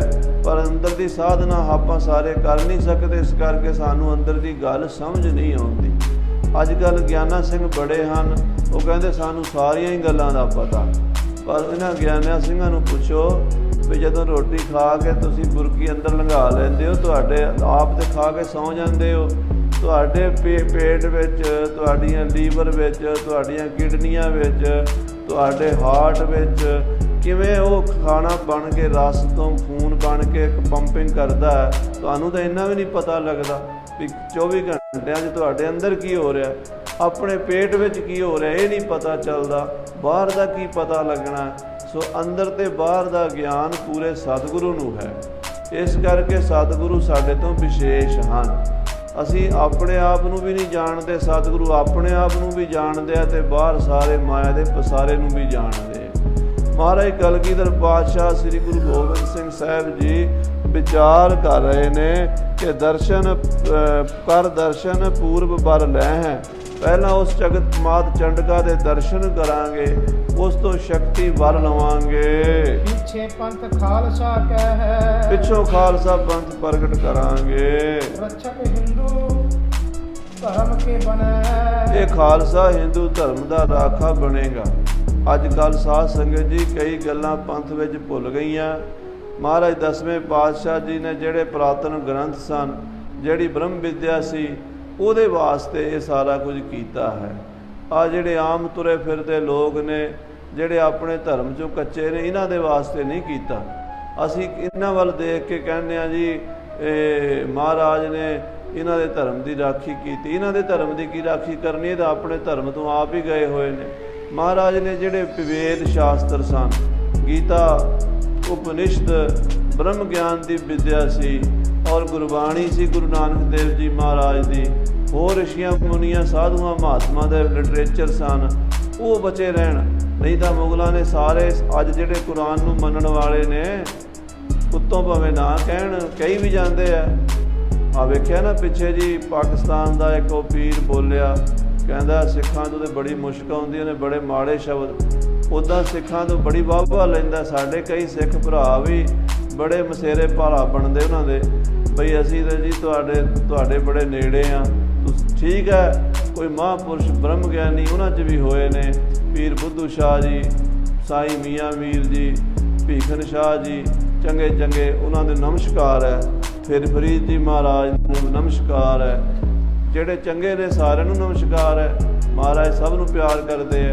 ਪਰ ਇਹਦਾ ਮਤਲਬ ਇਹ ਨਹੀਂ ਵੀ ਆਪਾਂ ਆਪਣਾ ਧਰਮ ਛੱਡ ਕੇ ਤੇ ਉਹਨਾਂ ਦੇ ਪਾਲੇ ਜਾ ਪਈਏ। ਆਪਣਾ ਧਰਮ ਜੋ ਗੁਰੂ ਸਾਹਿਬ ਦੀ ਬਾਣੀ ਵਿੱਚ ਹੈ ਉਹ ਸਾਧ ਸੰਗਤ ਜੀ ਸਾਰਿਆਂ ਤੋਂ ਸ਼੍ਰੋਮਣੀ ਹੈ। ਉਹ ਲੋਕ ਇਹ ਮੰਨਦੇ ਆ ਵੀ ਸਿਰਫ ਕੁਰਾਨ ਹੀ ਰਹਿਣੀ ਹੈ, ਬਾਕੀ ਗ੍ਰੰਥ ਸਾੜ ਦੇਣੇ ਆ। 10ਵੇਂ ਪਾਤਸ਼ਾਹ ਕਹਿੰਦੇ ਇਹ ਨਹੀਂ ਹੋ ਸਕਦਾ। ਇੱਥੇ ਜੇ ਕੁਰਾਨ ਵੀ ਰਹੇਗੀ ਤੇ ਪੁਰਾਣ ਵੀ ਰਹਿਣਗੇ, ਇੱਥੇ ਗੁਰਬਾਣੀ ਵੀ ਰਹੇਗੀ, ਇੱਥੇ ਵੇਦ ਵੀ ਰਹਿਣਗੇ। ਇਹ ਧਰਮ ਗ੍ਰੰਥ ਸਾਰੀ ਦੁਨੀਆ ਦੇ ਵਾਸਤੇ ਨੇ, ਇਕੱਲੇ ਇੱਕ ਬੰਦਿਆਂ ਵਾਸਤੇ ਥੋੜ੍ਹਾ ਨੇ। ਸੋ ਮਹਾਰਾਜ ਉਸ ਧਰਮ ਦੀ ਰਾਖੀ ਕਰਨੀ ਚਾਹੁੰਦੇ ਆ ਜਿਹੜਾ ਪੁਰਾਤਨ ਧਰਮ ਹੈ। ਦੁਸ਼ਟ ਅਰਿਸ਼ਟ ਪ੍ਰਬਲ ਕੋ ਹੈ, ਜਿਹੜੇ ਦੁਸ਼ਟ ਨਾ ਧਰਮ ਨੂੰ ਨਾਸ਼ ਕਰਨਾ ਚਾਹੁੰਦੇ ਹਨ ਉਹਨਾਂ ਨੂੰ ਪ੍ਰਬਲ ਵੈਰੀਆਂ ਨੂੰ ਖਾਲਸਾ ਮਾਰੇਗਾ। ਇਤਿਆਦਿਕ ਪ੍ਰਭ ਚਿਤਵਤ ਰਹੈ। ਇਸ ਤਰ੍ਹਾਂ ਮਹਾਰਾਜ ਸੋਚਦੇ ਰਹਿੰਦੇ ਆ 10ਵੇਂ ਪਾਤਸ਼ਾਹ ਸ੍ਰੀ ਗੁਰੂ ਗੋਬਿੰਦ ਸਿੰਘ ਸਾਹਿਬ ਜੀ। ਵਿਪਰ ਖੋਜ ਵੇਖ ਹਿਤ ਕਬ ਕਹਿ। ਤੇ ਕਦੀ ਕਦੀ ਪੰਡਤਾਂ ਨੂੰ ਕਹਿੰਦੇ ਆ ਵੀ ਆਪਾਂ ਪੰਡਤਾਂ ਦੀ ਖੋਜ ਕਰੀਏ ਜਿਹੜੇ ਚੰਗੇ ਹੋਣ, ਵਿਦਵਾਨ ਹੋਣ, ਗੁਣੀ ਹੋਣ। ਕੁੰਟਨ ਤੇ ਨਰ ਗਣ ਆਵੇ, ਚੌਹਾਂ ਪਾਸਿਆਂ ਤੋਂ ਲੋਕ ਆਉਂਦੇ ਹਨ। ਅਨਕ ਅਕਵਰਣ ਕੋ ਅਰ ਪਾਵੇ। ਅਨੇਕਾਂ ਭੇਟਾਵਾਂ ਮਹਾਰਾਜ ਦੇ ਚਰਨਾਂ ਦੇ ਵਿੱਚ ਭੇਟਾ ਕਰਦੇ ਹਨ। ਵਸਨ ਵਿਭੂਖਣ ਹੈ ਹਥਿਆਰ। ਕੋਈ ਬਸਤਰ ਲੈ ਕੇ ਆਉਂਦਾ ਹੈ, ਕੋਈ ਘੋੜੇ, ਕੋਈ ਸ਼ਸਤਰ ਲੈ ਕੇ ਆਉਂਦਾ ਹੈ। ਵਸਤ ਅਜਾਇਬ ਦਰਬ ਉਦਾਰ। ਮਹਾਰਾਜ ਦੇ ਦਰਬਾਰ ਵਿੱਚ ਅਜੀਬੋ ਗਰੀਬ ਵਸਤੂਆਂ ਲੈ ਕੇ ਲੋਕ ਆਉਂਦੇ ਹਨ। ਵਧੀਆ ਤੋਂ ਵਧੀਆ ਘੋੜੇ, ਵਧੀਆ ਤੋਂ ਵਧੀਆ ਸ਼ਸਤਰ ਭੇਟਾ ਕਰਦੇ ਹਨ। ਮਨੋ ਕਾਮਨਾ ਪਾਏ ਸਿਧਾਰੈ। ਇਹ ਸਭ ਦੀਆਂ ਮਨੋਕਾਮਨਾ ਪੂਰੀਆਂ ਹੁੰਦੀਆਂ। ਜੋ ਮੰਗੈ ਠਾਕਰ ਆਪਣੇ ਤੇ ਸੋਈ ਸੋਈ ਦੇਵੈ। ਨਾਨਕ ਦਾਸ ਮੁਖਤੇ ਜੋ ਬੋਲੇ ਇਹਾਂ ਉਹਾਂ ਸੱਚ ਹੋਵੇ। ਸਭ ਦੀਆਂ ਮਨੋਕਾਮਨਾ ਮਹਾਰਾਜ ਪੂਰੀਆਂ ਕਰਦੇ ਹਨ। ਕੀਰਤ ਚਾਰੋ ਵਰਨ ਉਚਾਰੈ। ਚਾਰੇ ਵਰਨਾਂ ਦੇ ਵਿੱਚ ਮਹਾਰਾਜ ਦੀ ਕੀਰਤੀ ਹੋ ਰਹੀ ਹੈ, ਜਸ ਹੋ ਰਿਹਾ ਹੈ। ਪੀਰ ਅਜ਼ਮਤੀ ਆਏ ਅਨੇਕੇ। ਬੜੇ ਅਜ਼ਮਤਵਾਨ ਕਰਾਮਾਤੀ ਮਹਾਂਪੁਰਸ਼ ਪੀਰ ਸਾਧ ਸੰਗਤ ਜੀ ਮਹਾਰਾਜ ਕੋਲ ਆਉਂਦੇ ਆ। ਮੁਸਲਮਾਨਾਂ ਵਿੱਚ ਵੀ ਬੜੇ ਬੜੇ ਪਹੁੰਚੇ ਹੋਏ ਰੱਬ ਦੇ ਪਿਆਰੇ ਹਨ, ਫਕੀਰ ਹਨ ਮੁਸਲਮਾਨ, ਜਿਹੜੇ ਕਹਿੰਦੇ ਆ ਕਿ ਮੇਰੀ ਆਤਮਾ ਪਰਮਾਤਮਾ ਨਾਲ ਇੱਕ ਹੋ ਜਾਵੇ। ਉਹ ਗੁਰੂ ਸਾਹਿਬ ਕੋਲੋਂ ਆਤਮ ਗਿਆਨ ਲੈਣ ਆਉਂਦੇ ਹਨ। ਬਾਪ ਖੁਦਾਏ ਲਖ ਮਸਤਕ ਟੇਕੈ। ਉਹ ਗੁਰੂ ਕਲਗੀਧਰ ਨੂੰ ਖੁਦਾ ਦਾ ਰੂਪ ਸਮਝਦੇ ਹਨ, ਉਹ ਅੱਲਾ ਦਾ ਰੂਪ ਸਮਝਦੇ ਹਨ। ਕਹਿੰਦੇ ਆ ਬੈਠੇ ਖੁਦਾ। ਕੌਣ ਕਹਿੰਦਾ ਖੁਦਾ ਕਿੱਥੇ ਹੋਰ ਹੈ? ਸਾਡੇ ਸਾਹਮਣੇ ਖੁਦਾ ਬੈਠਾ ਹੋਇਆ ਹੈ। ਐਸਾ ਜਾਣ ਕੇ ਸਤਿਗੁਰਾਂ ਨੂੰ ਮੱਥਾ ਟੇਕਦੇ ਹਨ। ਪ੍ਰਸ਼ਨੋਤਰ ਕਰ ਔਰ ਹਰ ਖਾਵੇ। ਮਹਾਰਾਜ 10ਵੇਂ ਪਾਤਸ਼ਾਹ ਜੀ ਨਾਲ ਸਵਾਲ ਜਵਾਬ ਕਰਦੇ ਹਨ, ਬੜੇ ਖੁਸ਼ ਹੁੰਦੇ ਹਨ। ਨਿਕਟ ਰਹਿ ਸੇਵ ਕਮਾਵੇ। ਕਈ ਮਹਾਰਾਜ ਦੇ ਕੋਲ ਰਹਿ ਕੇ ਸੇਵਾ ਕਰਦੇ ਹਨ। ਹੀ ਬਹੁ ਜੋਗੀ ਸੰਨਿਆਸੀ। ਇਸੇ ਤਰ੍ਹਾਂ ਜੋਗੀ ਸੰਨਿਆਸੀ ਵੀ ਆਉਂਦੇ ਹਨ। ਤੇਜ ਤੇ ਆਵਹਿ ਪਾਸੀ। ਮਹਾਰਾਜ ਦਾ ਤਪ ਤੇਜ ਵੇਖ ਕੇ ਬੜੇ ਬੜੇ ਸੰਨਿਆਸੀ, ਬੜੇ ਬੜੇ ਜੋਗੀ ਗੋਰਖਨਾਥ ਦੀ ਸੰਪਰਦਾ ਦੇ, ਦੱਤਾਤਰੇय ਦੇ ਸੰਨਿਆਸੀ, ਇਸੇ ਤਰ੍ਹਾਂ ਸ਼ੰਕਰਾਚਾਰਿਆ ਜੀ ਦੀ ਸੰਪਰਦਾ ਦੇ ਵਿਦਾਂਤੀ ਤੇ ਕਪਿਲ ਮੁਨੀ ਨੂੰ ਮੰਨਣ ਵਾਲੇ ਸਾਖੀ, ਇੱਦਾਂ ਖੱਟ ਸ਼ਾਸਤਰਾਂ ਦੇ ਵਿਦਵਾਨ, ਖੱਟ ਸ਼ਾਸਤਰ ਸਾਧੂ ਸਮਾਜ ਜਿਹੜੇ ਖੱਟ ਦਰਸ਼ਨ ਨੂੰ ਮੰਨਦੇ ਹਨ, ਉਹ ਸਾਰੇ ਹੀ ਆਉਂਦੇ ਹਨ। ਜਪੀ ਤਪੀ ਬਹੁ ਭੇਖ ਵਿਰਾਗੀ। ਬੜੇ ਜਪੀ ਤਪੀ ਬਹੁਤ ਭੇਖਾਂ ਦੇ ਬੈਰਾਗੀ ਸਾਧੂ ਆਉਂਦੇ ਹਨ। ਦਰਸ਼ਨ ਪ੍ਰਭ ਕੋ ਜੋ ਬੜ ਭਾਗੀ। ਵੱਡੇ ਭਾਗਾਂ ਵਾਲੇ ਹਨ ਜਿਹੜੇ ਮਹਾਰਾਜ ਦੇ ਦਰਸ਼ਨ ਕਰਦੇ ਹਨ। ਰਚਹਿ ਅਲਖ ਛੰਦਨ ਕੀ ਬਾਣੀ। ਮਹਾਰਾਜ ਆਪ ਬੜੇ ਬੜੇ ਕਮਾਲ ਦੇ ਛੰਦ ਰਚਦੇ ਹਨ। ਸਾਧ ਸੰਗਤ ਜੀ ਕ੍ਰਿਸ਼ਨ ਅਵਤਾਰ ਦੇ ਵਿੱਚ ਪੁਨ ਤੁਕਾਂਤ ਮੈਂ 35 ਪਾਏ ਮਹਾਰਾਜ ਨੇ ਰਚਨਾ ਰਚੀ ਹੈ। ਵੇਖੋ ਤੁਸੀਂ 444 ਛੰਦ ਤੋਂ ਕ੍ਰਿਸ਼ਨ ਅਵਤਾਰ ਦੇ ਅੱਗੇ ਦੇਖੋ, ਹਰ ਇੱਕ ਤੁਕਾਂ ਦੇ ਅਖੀਰ 'ਚ ਕਿਤੇ ਈੜੀ, ਫਿਰ ਸੱਸਾ, ਫਿਰ ਹਾਹਾ, ਫਿਰ ਕੱਕਾ, ਫਿਰ ਖੱਖਾ, ਇੱਦਾਂ ਹੀ ਉਹ ਅੱਖਰ ਜਿਹੜੇ ਨੇ ਅੱਗੇ ਲਾਸਟ ਵਿੱਚ ਪਾ ਕੇ ਰਚਨਾ ਕੀਤੀ ਹੈ। ਬਾ ਕਮਾਲ ਰਚਨਾ 10ਵੇਂ ਪਾਤਸ਼ਾਹ ਜੀ ਕਰਦੇ ਹਨ। ਸੁੰਦਰ ਰਸ ਸ਼ਿੰਗਾਰ ਕੇ ਸਾਨੀ। ਸ਼ਿੰਗਾਰ ਰਸ ਦੀ ਬਾਣੀ ਜਦੋਂ ਰਚਦੇ ਹਨ ਤਾਂ ਕਮਾਲ ਕਰ ਦਿੰਦੇ। ਅੱਖੀਆਂ ਦੋਹਾਂ ਦੇ ਵਿੱਚ ਸੁਰਮੇ ਕੋ ਪਾਏ ਕੇ, ਛਾਤੀਆਂ ਦੋਹਾਂ ਦੇ ਵਿੱਚ ਚੰਦਨ ਲਗਾਵਣਾ। ਤੇ ਜਦੋਂ ਮਹਾਰਾਜ ਕਹਿੰਦੇ ਚਾਂਦਨੀ ਮੇ ਰਾਧਾ ਮਨ ਚਾਂਦਨੀ ਸੀ ਹੋਇਆ ਗਈ, ਕਿਹੋ ਜਿਹੇ ਸੁੰਦਰ ਸ਼ਿੰਗਾਰ ਰਸ ਦੇ ਛੰਦ ਰਚਦੇ ਹਨ। ਵਰਣਨ ਕਰਿਆ ਬਹੁਤ ਰਸ ਵੀਰ, ਤੇ ਵੀਰ ਰਸ ਦੇ ਜ਼ਿਆਦਾ ਛੰਦ ਰਚਦੇ ਨੇ, ਕਿਉਂਕਿ ਖਾਲਸੇ ਨੂੰ ਵੀਰ ਰਸ ਵੀ ਪੂਰਾ ਦੇਣਾ ਹੈ। ਸ਼ਿੰਗਾਰ ਰਸ ਵੀ ਸਾਧ ਸੰਗਤ ਜੀ ਬੰਦੇ ਨੂੰ ਰਜੋਗੁਣ ਤਮੋਗੁਣ ਚੋਂ ਕੱਢ ਕੇ ਰਜੋਗੁਣ ਚ ਲਿਆਉਂਦਾ ਹੈ, ਤੇ ਰਜੋਗੁਣ ਤੋਂ ਫਿਰ ਅੱਗੇ ਫਿਰ ਸਤੋਗੁਣ ਚ ਲੈ ਜਾਂਦੇ ਹਨ। ਵੀਰ ਰਸ ਤਾਂ ਫਿਰ ਸਿਖਰ ਹੀ ਹੈ, ਜਦੋਂ ਸੂਰਮਾ ਸਾਹਮਣੇ ਮੱਥੇ ਜਾ ਕੇ ਮੁਕਤੀ ਪਾ ਜਾਂਦਾ ਹੈ ਲੜ ਕੇ, ਉਸ ਵੇਲੇ 2.5 ਪਾਟੀ ਹੁੰਦੇ ਨੇ ਜੰਗ ਦੇ ਵਿੱਚ, ਤੇ ਜੀਵਨ ਸਫਲ ਹੋ ਜਾਂਦਾ ਹੈ। ਇਹੋ ਜਿਹੀ ਅਵਸਥਾ 'ਚ ਪਹੁੰਚਾਉਣ ਵਾਲੀ ਬਾਣੀ ਸਤਿਗੁਰੂ ਜੀ ਰਚਦੇ ਹਨ। ਵਿੱਚ ਸੰਗਰਾਮ ਧਰਨ ਪਟ ਧੀਰ, ਜਿਹਨੂੰ ਪੜ੍ਹ ਕੇ ਜੰਗ ਦੇ ਵਿੱਚ ਸੂਰਮੇ ਹੌਸਲਾ ਰੱਖਣਗੇ। ਇਹੋ ਜਿਹੀ ਚੰਡੀ ਦੀ ਵਾਰ, ਚੰਡੀ ਚਰਿੱਤਰ, ਖੜਗ ਸਿੰਘ ਦਾ ਯੁੱਧ, ਬਾ ਕਮਾਲ ਵੀਰ ਰਸ ਦੀਆਂ ਰਚਨਾਵਾਂ ਰਚਦੇ ਹਨ। ਅਧਿਕ ਰੋਦਰਪੁਰ ਖਾਰਕ ਜੋਧਾ, ਪਰ ਰੁਦਰ ਰਸ ਦੇ ਵਿੱਚ ਵੀ ਜਿੱਥੇ ਬਹੁਤ ਵੀਰ ਰਸ ਦੇ ਅੰਤ ਹੋ ਜਾਂਦਾ, ਫਿਰ ਲਾਸ਼ਾਂ ਹੀ ਲਾਸ਼ਾਂ ਖਿਲਰ ਜਾਂਦੀਆਂ ਨੇ ਤੇ ਨਥੇਰ ਪਥੇਰ ਕਰ ਦਿੰਦੇ ਨੇ। ਰੁਦਰ ਰਸ ਵਿੱਚ ਆਏ ਹੋਏ ਸੂਰਮੇ ਉਹ ਵੀ ਮਹਾਰਾਜ ਬਿਆਨ ਕਰਦੇ ਨੇ। ਲੱਗਿਆ ਸ਼ਸਤਰ ਜਿਵੇਂ ਵੱਢ ਹੈ ਕ੍ਰੋਧਾ, ਜਿਉਂ-ਜਿਉਂ ਸੂਰਮਿਆਂ ਨੂੰ ਤਲਵਾਰਾਂ ਵੱਜਦੀਆਂ ਨੇ, ਜਬੈ ਬਾਣ ਲਾਗਿਓ ਤਬੈ ਰੋਸ ਜਾਗਿਓ, ਉਹਨਾਂ ਦਾ ਕ੍ਰੋਧ ਜਾਗਦਾ ਹੈ। ਉਹ ਰੁਦਰ ਰਸ ਦੀ ਸਿਖਰ ਦੀ ਬਾਣੀ ਰਚਦੇ ਹਨ। ਜਿਸ ਤੇ ਭਗਤਾ ਅਰ ਸਰੋਤਾਨ, ਇਹੋ ਜੀ ਬਾਣੀ ਰਚਦੇ ਨੇ ਵੀ ਪੜ੍ਹਨ ਵਾਲੇ ਦੇ ਵੀ ਡੋਲੇ ਫਰਕਣ ਲੱਗ ਜਾਂਦੇ ਆ, ਤੇ ਸੁਣਨ ਵਾਲੇ ਦੇ ਵੀ ਵੀਰ ਰਸ ਛਾ ਜਾਂਦਾ ਹੈ। ਵਧੈ ਵੀਰਤਾ ਮਨ ਮਹਿ ਆਨ, ਜੇ ਕੋਈ ਦਸਮ ਦੀ ਬਾਣੀ ਪੜ੍ਹਦਾ ਹੋਵੇ ਉਹਦੇ ਅੰਦਰ ਵੀ ਉਤਸ਼ਾਹ ਤੇ ਵੀਰਤਾ ਜਾਗਦੀ ਹੈ, ਜਿਹੜਾ ਸੁਣਦਾ ਹੋਵੇ ਉਹਦੇ ਅੰਦਰ ਵੀ ਵੀਰਤਾ ਜਾਗਦੀ ਹੈ। ਉਹ ਅਸਕਾਇਰ ਹੋਵੇ ਜਗ ਮਾਹੀ, ਕਹਿੰਦੇ ਇਹੋ ਜਿਹਾ ਕੋਈ ਕਾਇਰ ਬੁਝ ਦਿਲ ਸੰਸਾਰ ਵਿੱਚ ਹੋਵੇ, ਸੁਣ ਪਠ ਵੈ ਉਤਸ਼ਾਹ ਨ ਜਾਹੀ, ਜਿਹਨੂੰ ਕਦੀ ਵੀ ਵੀਰ ਰਸ ਨਾ ਜਾਗਿਆ ਹੋਵੇ, ਕਦੀ ਸੂਰਬੀਰਤਾ ਦਾ ਉਹਦੇ ਅੰਸ਼ ਨਾ ਪੈਦਾ ਹੋਇਆ ਹੋਵੇ, ਤੇ ਉਹ ਮਹਾਰਾਜ ਦੀ ਬਾਣੀ ਸੁਣ ਲਵੇ ਦਸਵੇਂ ਪਾਤਸ਼ਾਹ ਦੀ, ਉਹ ਕਾਇਰ ਵੀ ਬਹਾਦਰ ਤੇ ਯੋਧਾ ਬਣ ਜਾਂਦਾ। ਕਵੀ ਗਵਾਲ ਜੀ ਨੇ ਲਿਖਿਆ, ਸੁਣ ਕੇ ਤਿਹਾਰੀ ਬਾਣੀ ਸ੍ਰੀ ਮਨ ਗੋਬਿੰਦ ਸਿੰਘ, ਜੀਵਨ ਮੁਕਤ ਜਨ ਹੋਏ ਰਹੇ ਅਗ ਮੇ, ਸਾਧ में न शेरपन शेर में न साधपन, दोपन देखियत आप ही के मग में। ऐसी बाणी रचते ਹਨ। ਰਣ ਮਹਿਮਾ ਕੋ ਕਹੈ ਸੁਹਾਨੀ, ਮਹਾਰਾਜ ਰਣ ਮਹਿਮਾ ਜੰਗ ਦੀ ਮਹਿਮਾ ਦੱਸਦੇ ਹਨ। ਕਹਿੰਦੇ ਅਸਲ ਜਗ ਵੇਦੀ ਸੂਰਮਿਆਂ ਦਾ ਜੰਗ ਹੀ ਹੈ, ਅਸਲ ਮੁਕਤੀ ਦਾ ਦੁਆਰਾ ਇਹੀ ਹੈ। ਔਰ ਜਿੰਨਾ ਮਰਜ਼ੀ ਕੋਈ ਹਜ਼ਾਰਾਂ ਸਾਲ ਪੁੱਠਾ ਲੱਟ ਕੇ ਤਪ ਕਰੀ ਜਾਵੇ ਕਰੀ ਜਾਵੇ ਕਰੀ ਜਾਵੇ, ਉਹ ਅਵਸਥਾ ਨਹੀਂ ਪਾ ਸਕਦਾ ਜਿਹੜਾ ਯੋਧਾ ਇੱਕ ਘੜੀ ਜੀ ਪਾ ਲੈਂਦਾ ਹੈ। ਚਾਹੇ ਬੋ ਸਭ ਨਰ ਆਯੁਧ ਪਾਨੀ, ਮਹਾਰਾਜ ਚਾਹੁੰਦੇ ਸਾਰੇ ਸ਼ਸਤਰਧਾਰੀ ਹੋ ਜਾਣ ਭਾਰਤ ਦੇ ਲੋਕ। ਜਿੰਨਾ ਜਿਹੜੇ ਭਾਰਤ ਦੇ ਲੋਕ ਸ਼ਸਤਰਧਾਰੀ ਨਹੀਂ ਹੁੰਦੇ, ਉਹਨਾਂ ਜਿਹੜੇ ਮੁਗਲਾਂ ਤੋਂ ਆਜ਼ਾਦ ਨਹੀਂ ਹੋ ਸਕਦੇ। ਇਸ ਕਰਕੇ ਹੁਣ ਸ਼ਸਤਰਧਾਰੀ ਤਾਂ ਹੀ ਹੋਣਗੇ ਜੇ ਅੰਦਰ ਵੀਰਤਾ ਆਵੇਗੀ। ਉਹ ਵੀਰਤਾ ਕਾਹਦੇ ਨਾਲ ਆਵੇਗੀ? ਬਾਣੀ ਨਾਲ ਆਵੇਗੀ। ਐਸੀ ਬਾਣੀ ਆਪ ਰਚਦੇ ਹਨ, ਆਪਣੇ ਕਵੀਆਂ ਕੋਲੋਂ ਰਚਵਾਉਂਦੇ ਹਨ, ਢਾਡੀਆਂ ਕੋਲੋਂ ਵਾਰਾਂ ਗਵਾਉਂਦੇ ਹਨ, ਕਵੀਆਂ ਕੋਲੋਂ ਕਾਵਿ ਰਚਨਾ ਕਰਾਉਂਦੇ ਹਨ। ਸੁਣ ਸੁਣ ਕੇ ਸੂਰਮਿਆਂ ਦੇ ਡੋਲੇ ਫਰਕਣ ਲੱਗ ਜਾਂਦੇ ਹਨ। ਆਨ ਕਵੀ ਬਹੁ ਪਾਸ ਥਿਰੇ ਹੈ, ਬੜੇ ਬੜੇ ਕਵੀ ਮਹਾਰਾਜ ਕੋਲ ਆ ਕੇ ਟਿਕੇ ਹਨ। ਅਨਕ ਭਾਂਤ ਕੀ ਗਿਰਾ ਕਰੇ ਹੈ, ਬੜੀ ਸੋਹਣੀ ਬਾਣੀ ਰਚਦੇ ਹਨ। ਮਨ ਭਾਵਕ ਤੋ ਲਹਿ ਪਦਾਰਥ, ਤੇ ਮਨ ਭਾਉਂਦੇ ਪਦਾਰਥ ਗੁਰੂ ਸਾਹਿਬ ਤੋਂ ਕਵੀ ਗਣ ਲੈਂਦੇ ਹਨ। ਦਰਬ ਦੀ ਲੈ ਪੁਰਵੈ ਸਵਾਰਥ, ਬਹੁਤ ਧਨ ਲੈ ਕੇ ਆਪਣਾ ਘਰ-ਬਾਰ ਦਾ ਗੁਜ਼ਾਰਾ ਚਲਾਉਂਦੇ ਹਨ। ਭਾਰਤ ਕੇ ਗਣ ਪਰਬ ਉਦਾਰਾ, ਮਹਾਭਾਰਤ ਗ੍ਰੰਥ ਦੇ 18 ਪਰਵ ਹਨ, ਜਿਨ ਮਹਿ ਵਰਨਿਓ ਜੰਗ ਅਖਾੜਾ, ਜਿਨ੍ਹਾਂ ਵਿੱਚ ਜੰਗ ਦਾ ਅਖਾੜਾ ਵਰਣਨ ਕੀਤਾ, ਕਿਉਂਕਿ ਦੁਨੀਆ ਦਾ ਸਭ ਤੋਂ ਵਿਨਾਸ਼ਕਾਰੀ ਯੁੱਧ ਮਹਾਭਾਰਤ ਹੋਇਆ, ਜਿਹਦੇ 'ਚ 18 ਖੂਣੀਆਂ ਲਗਭਗ 2.5 ਕਰੋੜ ਬੰਦਾ ਮਾਰਿਆ ਗਿਆ ਸੀਗਾ। ਤੇ ਆ ਜਿੱਥੇ ਆਪਾਂ ਬੈਠੇ ਆ ਕੈਥਲ, ਇਹਦੇ ਨਾਲ ਬਹਿਰ ਸਾਹਿਬ ਗੁਰਦੁਆਰਾ ਹੈ 9ਵੀਂ ਪਾਤਸ਼ਾਹੀ ਦਾ। ਇਹ ਬਹਿਰ ਜੱਜ, ਇੱਕ ਜੱਜ ਇੱਥੇ ਖੜਾ ਕੀਤਾ, ਇੱਕ ਦਰੋਂ ਸਹਾਰਨਪੁਰ ਜਗਾਦਰੀ ਵਾਲੇ ਪਾਸੇ ਪਰਾਂ ਜਾ ਕੇ ਖਾਦਰ ਦੇਸ਼ 'ਚ ਕੀਤਾ, ਇੱਕ ਸਾਡੇ ਚੰਡੀਗੜ੍ਹ ਖਰੜ ਵਾਲੇ ਪਾਸੇ ਜਾ ਕੇ ਕੀਤਾ, ਇੱਕ ਜਾ ਕੇ ਸਾਧ ਸੰਗਤ ਜੀ ਇੱਧਰ ਦੱਖਣ ਕਰਨਾਲ ਤੋਂ ਵੀ ਅੱਗੇ ਖੜਾ ਕੀਤਾ। 4 ਯਕਸ਼ ਖੜੇ ਕਰਤੇ ਵੀ ਇਹ ਫੌਜ ਇੰਨੇ ਦਾਇਰੇ 'ਚ 84 ਕੋਹ ਦਾ ਜਿਹੜਾ ਦਾਇਰਾ ਹੈ, 48 ਕੋਹ ਦੇ ਇੱਧਰ 48 ਕੋਹ ਇੱਧਰ, ਇਹ ਫੌਜਾਂ ਇੱਥੇ ਜੰਗ ਲੜਨਗੀਆਂ। ਇਹ ਪਾਲੇ 'ਚੋਂ ਬਾਹਰ ਨਹੀਂ ਨਿਕਲਣਾ ਕਿਸੇ ਨੂੰ। ਜਿਹੜਾ ਪਾਲੇ 'ਚੋਂ ਬਾਹਰ ਨਿਕਲ ਗਿਆ ਉਹ ਅੰਦਰ ਨਹੀਂ ਵੜ ਸਕਦਾ, ਉਹ ਬੁਝਦਿਲ ਹੈ। ਤੇ ਸਾਰੇ ਸੂਰਮੇ ਇਸ ਪਾਲੇ 'ਚ ਰਹੇ ਸਨ। ਇੱਥੇ ਕੁਰੂਕਸ਼ੇਤਰ ਦੇ ਜੰਗ 'ਚ ਆ ਸਾਰਾ ਇਹ ਅੰਬਾਲਾ ਤੇ ਸਹਾਰਨਪੁਰ ਤੱਕ, ਜਗਾਦਰੀ ਤੱਕ, ਚੰਡੀਗੜ੍ਹ ਤੱਕ, ਕਰਨਾਲ ਤੱਕ, ਇੱਧਰ ਕੈਥਲ ਤੱਕ ਇਹ ਜੰਗ ਹੀ ਹੋ ਰਿਹਾ ਸੀ ਸਾਰਾ।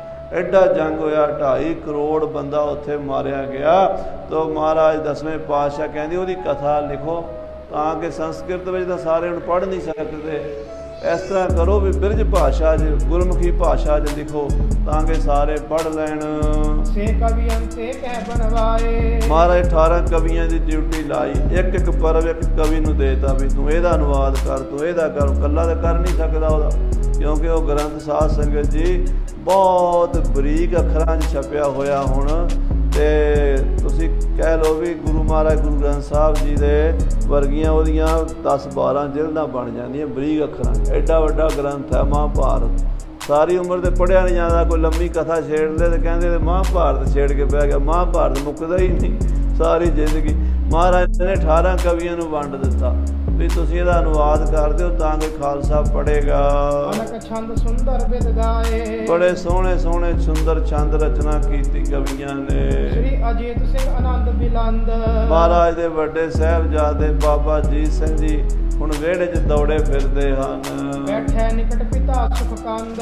ਲਗਭਗ 8 ਸਾਲ 9 ਸਾਲ ਦੇ ਬਾਬਾ ਜੀ ਹੋ ਗਏ ਨੇ, ਤੇ ਪਿਤਾ ਜੀ ਦੀ ਗੋਦ ਵਿੱਚ ਕੋਲ ਆ ਕੇ ਦਰਬਾਰ 'ਚ ਪਿਤਾ ਜੀ ਦੇ ਕੋਲ ਬੈਠਦੇ ਨੇ। ਫੇਰਤ ਸ੍ਰੀ ਜੁਝਾਰ ਸਿੰਘ ਆਵੇ। ਬਾਬਾ ਜੁਝਾਰ ਸਿੰਘ ਜੀ ਵੀ ਖੇਡਦੇ ਖੇਡਦੇ ਆ ਜਾਂਦੇ ਨੇ। ਤਾਂ ਸਮੀਪ ਥਿਰੈ ਹਰ ਖਾਵੇ। ਉਹ ਵੀ ਪਿਤਾ ਜੀ ਦੇ ਗੋਡੇ ਦੇ ਕੋਲ ਆ ਕੇ ਬੈਠ ਜਾਂਦੇ ਨੇ। ਕਵੀਆਂ ਦੀ ਸਭਾ ਲੱਗੀ ਹੁੰਦੀ ਹੈ। ਅੰਤ ਵਿਖੇ ਦਇਆਲੇ ਆਵੇ। ਤੇ ਬਾਬਾ ਜੀ ਜੋਰਾਵਰ ਸਿੰਘ ਸਾਹਿਬ ਜੀ ਨੂੰ ਦਾਏ ਜਿਹੜੇ ਨੇ ਉਹ ਗੋਦੀ ਚੁੱਕ ਕੇ ਲਿਆਉਂਦੇ ਨੇ। ਸ੍ਰੀ ਜੋਰਾਵਰ ਸਿੰਘ ਸੁਹਾਵਾ ਹੈ। ਬਾਬਾ ਜੋਰਾਵਰ ਸਿੰਘ ਸਾਹਿਬ ਜੀ ਗੋਦੀ 'ਚ ਮਹਾਰਾਜ ਕੋਲ ਹੀ ਆਪਣੇ ਪੱਟ ਤੇ ਬਿਠਾ ਲੈਂਦੇ ਨੇ। ਹੇਰ ਹੇਰ ਹੋਵਤ ਬਲਿਹਾਰੀ। ਸੰਗਤਾਂ ਵੇਖ ਵੇਖ ਕੇ ਬਲਿਹਾਰ ਜਾਂਦੀਆਂ ਨੇ ਜਦੋਂ ਤਿੰਨੇ ਸਾਹਿਬਜ਼ਾਦੇ ਗੋਦੀ 'ਚ ਬੈਠੇ ਹੁੰਦੇ ਨੇ। ਕਰਿਆ ਸਰਾਹਨ ਬਹੁ ਨਰ ਨਾਰੀ। ਸਭ ਲੋਕ ਤਿੰਨਾਂ ਸਾਹਿਬਜ਼ਾਦਿਆਂ ਦੀ ਸੁੰਦਰਤਾ ਵੇਖ ਕੇ ਸਰਾਹਨਾ ਕਰਦੇ ਨੇ। ਜੇਵਰ ਜਬਰ ਜੋਤ ਜਿਨ ਜ਼ਾਹਰ। ਬੜੇ ਬੜੇ ਹੀਰੇ ਮੋਤੀਆਂ ਵਾਲੇ ਜੇਵਰ ਜਵਰਾਤ ਪਾਉਂਦੇ ਨੇ ਸਾਹਿਬਜ਼ਾਦੇ। ਜਗਮਗ ਜਾਹਰ ਜਰੇ ਜਵਾਹਰ। ਜਗਮਗ ਜਗਮਗ ਹੁੰਦੀ ਹੈ ਜਦੋਂ ਸੋਨੇ ਦੇ ਕੜੇ ਹੱਥਾਂ 'ਚ ਪਾਏ ਹੁੰਦੇ ਨੇ। ਸੀਸ ਤੇ ਛੋਟੀਆਂ ਛੋਟੀਆਂ ਕਲਗੀਆਂ ਲੱਗੀਆਂ ਹੁੰਦੀਆਂ ਨੇ। ਗਲ ਵਿੱਚ ਹੀਰਿਆਂ ਤੇ ਸੋਨਿਆਂ ਦੀ ਮਾਲਾ ਪਾਈ ਹੁੰਦੀ ਹੈ। ਸਾਹਿਬਜ਼ਾਦੇ ਸਜੇ ਧਜੇ ਆਉਂਦੇ ਨੇ। ਸ੍ਰੀ ਜੀਤੋ ਕੀ ਬਹੁ ਅਭਿਲਾਖਾ। ਧੰਨ ਮਾਤਾ ਜੀਤੋ ਜੀ, ਭਾਗਾਂ ਵਾਲੀ ਮਾਤਾ ਜੀਤੋ ਜੀ। ਗੁਰਪਿਤ ਵਿਖੇ ਭਾਵ ਨਿਤ ਰਾਖਾ। ਆਪਣੇ ਪਤੀ ਪਰਮੇਸ਼ਰ 'ਚ ਬੜੀ ਭਾਵਨਾ ਰੱਖਦੇ ਨੇ। ਮਾਨੈ ਸਦਾ ਜਥਾ ਪ੍ਰਭ ਕਹੈ। ਜਿਵੇਂ ਮਹਾਰਾਜ ਕਹਿੰਦੇ ਨੇ ਉਸ ਤਰ੍ਹਾਂ ਮਾਤਾ ਜੀਤੋ ਜੀ ਬਚਨ ਮੰਨਦੇ ਨੇ। ਤਿਨ ਸੇਵਤ ਸਤ ਸੰਗਤ ਰਹੈ। ਔਰ ਮਹਾਰਾਜ ਦਾ ਹੁਕਮ ਸੀ ਵੀ ਜੇ ਸੰਤਾਨ ਚਾਹੀਦੀ ਹੈ ਚੰਗੀ ਤੇ ਸਾਧ ਸੰਗਤ ਦੀ ਸੇਵਾ ਕਰਨੀ ਹੈ। ਸੰਗਤ ਦੇ ਲੰਗਰ ਦੀ ਸੇਵਾ ਖਾਸ ਕਰਕੇ ਮਾਤਾ ਜੀਤੋ ਜੀ ਆਪ ਵਧੀਆ ਵਧੀਆ ਲੰਗਰ ਬਣਾ ਕੇ ਗੁਰੂ ਸਾਹਿਬ ਨੂੰ ਵੀ ਛਕਾਉਂਦੇ ਹਨ ਤੇ ਸੰਗਤਾਂ ਨੂੰ ਵੀ ਛਕਾਉਂਦੇ ਹਨ। ਪਤੀ ਮੂਰਤ ਕੋ ਹਿਰਦੈ ਵਸਾਵੈ। ਬੜਾ ਸਵਾਦਿਸ਼ਟ ਭੋਜਨ ਬਣਾ ਕੇ ਛਕਾਉਂਦੇ ਸਤਿਗੁਰੂ ਮਹਾਰਾਜ ਨੂੰ। ਮਹਾਰਾਜ ਦੇ ਸਰੂਪ ਨੂੰ ਮਾਤਾ ਜੀ ਆਪਣੇ ਹਿਰਦੇ 'ਚ ਵਸਾ ਕੇ ਰੱਖਦੇ ਹਨ। ਕਰ ਮਨ ਕੋ ਮੋਦ ਉਪਾਵੈ। ਮਨ ਟਿਕਾ ਕੇ ਭਜਨ ਕਰਦੇ ਹਨ। ਮਾਤਾ ਜੀਤੋ ਜੀ ਬੜੇ ਪ੍ਰਸੰਨ ਰਹਿੰਦੇ ਹਨ। ਉਹ ਅਭਿਲਾਖਾ ਲਖ ਕਰ ਸੁਆਮੀ। ਮਾਤਾ ਜੀ ਦੀ ਬਹੁਤ ਇੱਛਾ ਜਾਣ ਕਰਕੇ ਇਸਕੇ ਮੰਦਰ ਅੰਤਰ ਜਾਮੀ। ਮਹਾਰਾਜ ਮਾਤਾ ਜੀਤੋ ਜੀ ਦੇ ਮਹਿਲਾਂ 'ਚ ਗਏ ਹਨ। ਵਾਰ ਸ਼ਨੀਚਰ ਕੀ ਨਿਸ ਜਬੈ। ਸ਼ਨੀਵਾਰ ਦੀ ਰਾਤ ਆਈ ਹੈ। ਬਸੇ ਜਾਏ ਜੀਤੋ ਗ੍ਰਹਿ ਕਬੈ। ਸ਼ਨੀਵਾਰ ਦੀ ਰਾਤ ਨੂੰ ਸਤਿਗੁਰੂ ਜੀ ਮਾਤਾ ਜੀਤੋ ਜੀ ਦੇ ਗ੍ਰਹਿ ਨਿਵਾਸ ਕੀਤਾ ਹੈ। ਕਰ ਕੈ ਮੰਗਲ ਅਨੇਕ ਪ੍ਰਕਾਰੇ। ਅਨੇਕ ਪ੍ਰਕਾਰ ਦੀਆਂ ਖੁਸ਼ੀਆਂ ਬਖਸ਼ੀਆਂ ਹਨ। ਸੇਵੈ ਚਰਨ ਕਮਲ ਹਿਤ ਧਾਰੇ। ਮਾਤਾ ਜੀ ਨੂੰ ਬੜਾ ਚਾਅ ਚੜਿਆ ਹੈ ਤੇ ਬੜੇ ਪ੍ਰੇਮ ਨਾਲ ਸਤਿਗੁਰੂ ਜੀ ਨੂੰ ਪ੍ਰਸ਼ਾਦਾ ਛਕਾਇਆ ਹੈ। ਚੌਥੀ ਵਾਰ ਨੰਦ ਚੌਥੇ ਹਿਤ। ਚੌਥੇ ਪੁੱਤਰ ਵਾਸਤੇ ਚੌਥੀ ਵਾਰ ਸਤਿਗੁਰੂ ਜੀ ਮਹਿਲਾਂ ਵਿੱਚ ਗਏ ਹਨ। ਨਿਜ ਘਰ ਬਸੇ ਆਨੰਦ ਦੇ ਬੋਏ। ਮਾਤਾ ਸੱਚੇ ਪਾਤਸ਼ਾਹ ਜੀ ਮਾਤਾ ਜੀਤੋ ਜੀ ਨੂੰ ਪ੍ਰਸੰਨ ਅਨੰਦਤਾ ਦੇਣ ਵਾਸਤੇ ਮਹਿਲਾਂ 'ਚ ਵਸੇ ਹਨ।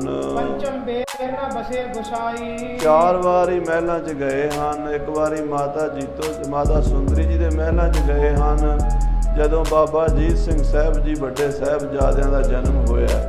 3 ਵਾਰੀ ਮਾਤਾ ਜੀਤੋ ਜੀ ਦੇ ਮਹਿਲਾਂ 'ਚ ਗਏ ਹਨ ਜਿੱਥੋਂ ਇਹ ਤਿੰਨ ਸਾਹਿਬਜ਼ਾਦੇ ਬਾਬਾ ਜੁਝਾਰ ਸਿੰਘ ਜੀ, ਜੋਰਾਵਰ ਸਿੰਘ ਜੀ ਤੇ ਫਤਿਹ ਸਿੰਘ ਜੀ ਪ੍ਰਗਟ ਹੋਏ ਹੈ। ਪੰਚਮ ਵੇਰ ਨਾ ਬਸੇ ਗੁਸਾਈ, ਪੰਜਵੀਂ ਵਾਰ ਮਹਿਲਾਂ 'ਚ ਨਹੀਂ ਗਏ ਸਤਿਗੁਰੂ ਜੀ। ਬ੍ਰਹਮਚਰਜ ਘਰ ਬੈਸ ਬਿਤਾਈ, ਬਾਕੀ ਸਾਰੀ ਉਮਰ ਬ੍ਰਹਮਚਾਰੀ ਰਹਿ ਕੇ ਗੁਜ਼ਾਰੀ ਹੈ ਸਤਿਗੁਰੂ ਜੀ ਨੇ। ਇੱਕ ਸੀਤਾ ਜਿਵੇਂ ਜਿਮ ਰਘੁਬੀਰ, ਜਿਵੇਂ ਸਾਧ ਸੰਗਤ ਜੀ ਰਾਮਚੰਦਰ ਜੀ ਮਹਾਰਾਜ ਇੱਕ ਸੀਤਾ ਤੋਂ ਬਿਨਾਂ ਹੋਰ ਕਿਸੇ ਇਸਤਰੀ ਵੱਲ ਨਹੀਂ ਦੇਖਿਆ ਸਾਰੀ ਉਮਰ। ਸਰਬ ਆਰ ਬਲ ਰਾਖੀ ਧੀਰ, ਸਾਰੀ ਉਮਰ ਇਸ ਤਰ੍ਹਾਂ 10ਵੇਂ ਪਾਤਸ਼ਾਹ ਜੀ ਧੀਰਜ ਧਰਮ ਤੇ ਪੱਕੇ ਰਹੇ ਹਨ। ਮਹਾਰਾਜ ਨੇ 4 ਸਾਹਿਬਜ਼ਾਦਿਆਂ ਨੂੰ ਜਨਮ ਦੇਣਾ ਸੀ, ਇਸ ਕਰਕੇ 4 ਵਾਰੀ ਮਹਿਲਾਂ ਵਿੱਚ ਗਏ ਹਨ। ਪੰਜਵੀਂ ਵਾਰ ਸਤਿਗੁਰੂ ਜੀ ਮਹਿਲਾਂ 'ਚ ਨਹੀਂ ਗਏ। ਰਾਤ ਆਏ ਕਰ ਸੋਚ ਸਨਾਨੇ, ਅੰਮ੍ਰਿਤ ਵੇਲੇ ਆ ਕੇ ਸੋਚ ਇਸ਼ਨਾਨ ਕੀਤਾ ਹੈ। ਜੀਤੋ ਗਰਭ ਧਰਿਓ ਸਭ ਜਾਣੇ, ਪੂਜਨੀਕ ਮਾਤਾ ਜੀਤੋ ਜੀ ਨੇ ਚੌਥਾ ਗਰਭ ਧਾਰਨ ਕੀਤਾ ਸਤਿਗੁਰਾਂ ਤੋਂ। ਮਾਤਾ ਜੀ ਦਾ ਤੀਜਾ ਹੈ ਪਰ ਸਤਿਗੁਰਾਂ ਦਾ ਚੌਥਾ ਪੁੱਤਰ ਹੈ। ਕਰੇ ਬਤਾਵਰ ਨਵਨ ਮਹੀਨੇ, 9 ਮਹੀਨੇ ਸੁੱਖਾਂ ਨਾਲ ਬੀਤੇ ਹਨ। ਫਾਗਣ ਸੁਦੀ ਬੁੱਧਵਾਰ ਸੋਚੀਨੇ, ਫੱਗਣ ਸੁਦੀ ਦਾ ਸਮਾਂ ਆਇਆ ਹੈ ਤੇ ਬੁੱਧਵਾਰ ਦਾ ਦਿਨ ਹੈ। ਸੰਮਤ ਹੁਤੋ ਸੁਤਾਰਾ ਸਈਆ, 1700 ਬਿਕਰਮੀ ਸੰਮਤ ਆ ਗਿਆ ਹੈ 55 ਉੱਪਰ ਬਿਤਵਈਆ, ਤੇ 55 ਉੱਤੇ ਹੈ। ਯਾਨੀ ਕਿ ਈਸਵੀ ਸਨ ਜਿਹੜਾ ਹੈ ਉਹ 1698 ਤੇ 1755 ਜਿਹੜਾ ਹੈ ਉਹ ਬਿਕਰਮੀ ਸੰਮਤ ਹੈ। ਚਤੁਰਥ ਪੁੱਤਰ ਜਨਮ ਕੋ ਲੀਨਾ, ਚੌਥੇ ਪੁੱਤਰ ਨੇ ਜਨਮ ਲਿਆ ਹੈ। ਬਜੀ ਵਧਾਈ ਉਮਰ ਨਵੀਨਾ, ਬੜੀਆਂ ਵਧਾਈਆਂ ਵੱਜੀਆਂ ਹਨ, ਖੁਸ਼ੀਆਂ ਦੇ ਵਾਜੇ ਵੱਜੇ ਹਨ। ਤਿਥ ਇਕਾਦਸ਼ੀ ਉਤਸਵ ਕੀਤੋ, ਇਕਾਦਸ਼ੀ ਵਾਲੇ ਦਿਨ ਬੜਾ ਉਤਸਵ ਮਨਾਇਆ ਗਿਆ ਹੈ। ਤਬ ਨਖਤਰ ਅਨੁਰਾਧਾ ਹੁਦੋ, ਔਰ ਸਾਧ ਸੰਗਤ ਜੀ ਅਨੁਰਾਧਾ ਨਛੱਤਰ ਸੀ ਇਹ ਨਛੱਤਰਾਂ ਦਾ, ਤੇ ਸਮੇਂ ਦਾ ਬੜਾ ਵਿਚਾਰ ਪੁਰਾਣੇ ਲੋਕ ਕਰਿਆ ਕਰਦੇ ਸਨ। ਇਹਦੇ ਵਿੱਚ ਪੈਦਾ ਹੋਣ ਦੇ ਨਾਲ ਕਿਹੜੇ ਨਛੱਤਰ 'ਚ ਪੈਦਾ ਹੋਣ ਨਾਲ ਕਿੱਦਾਂ ਦਾ ਪੁੱਤਰ ਹੁੰਦਾ ਹੈ।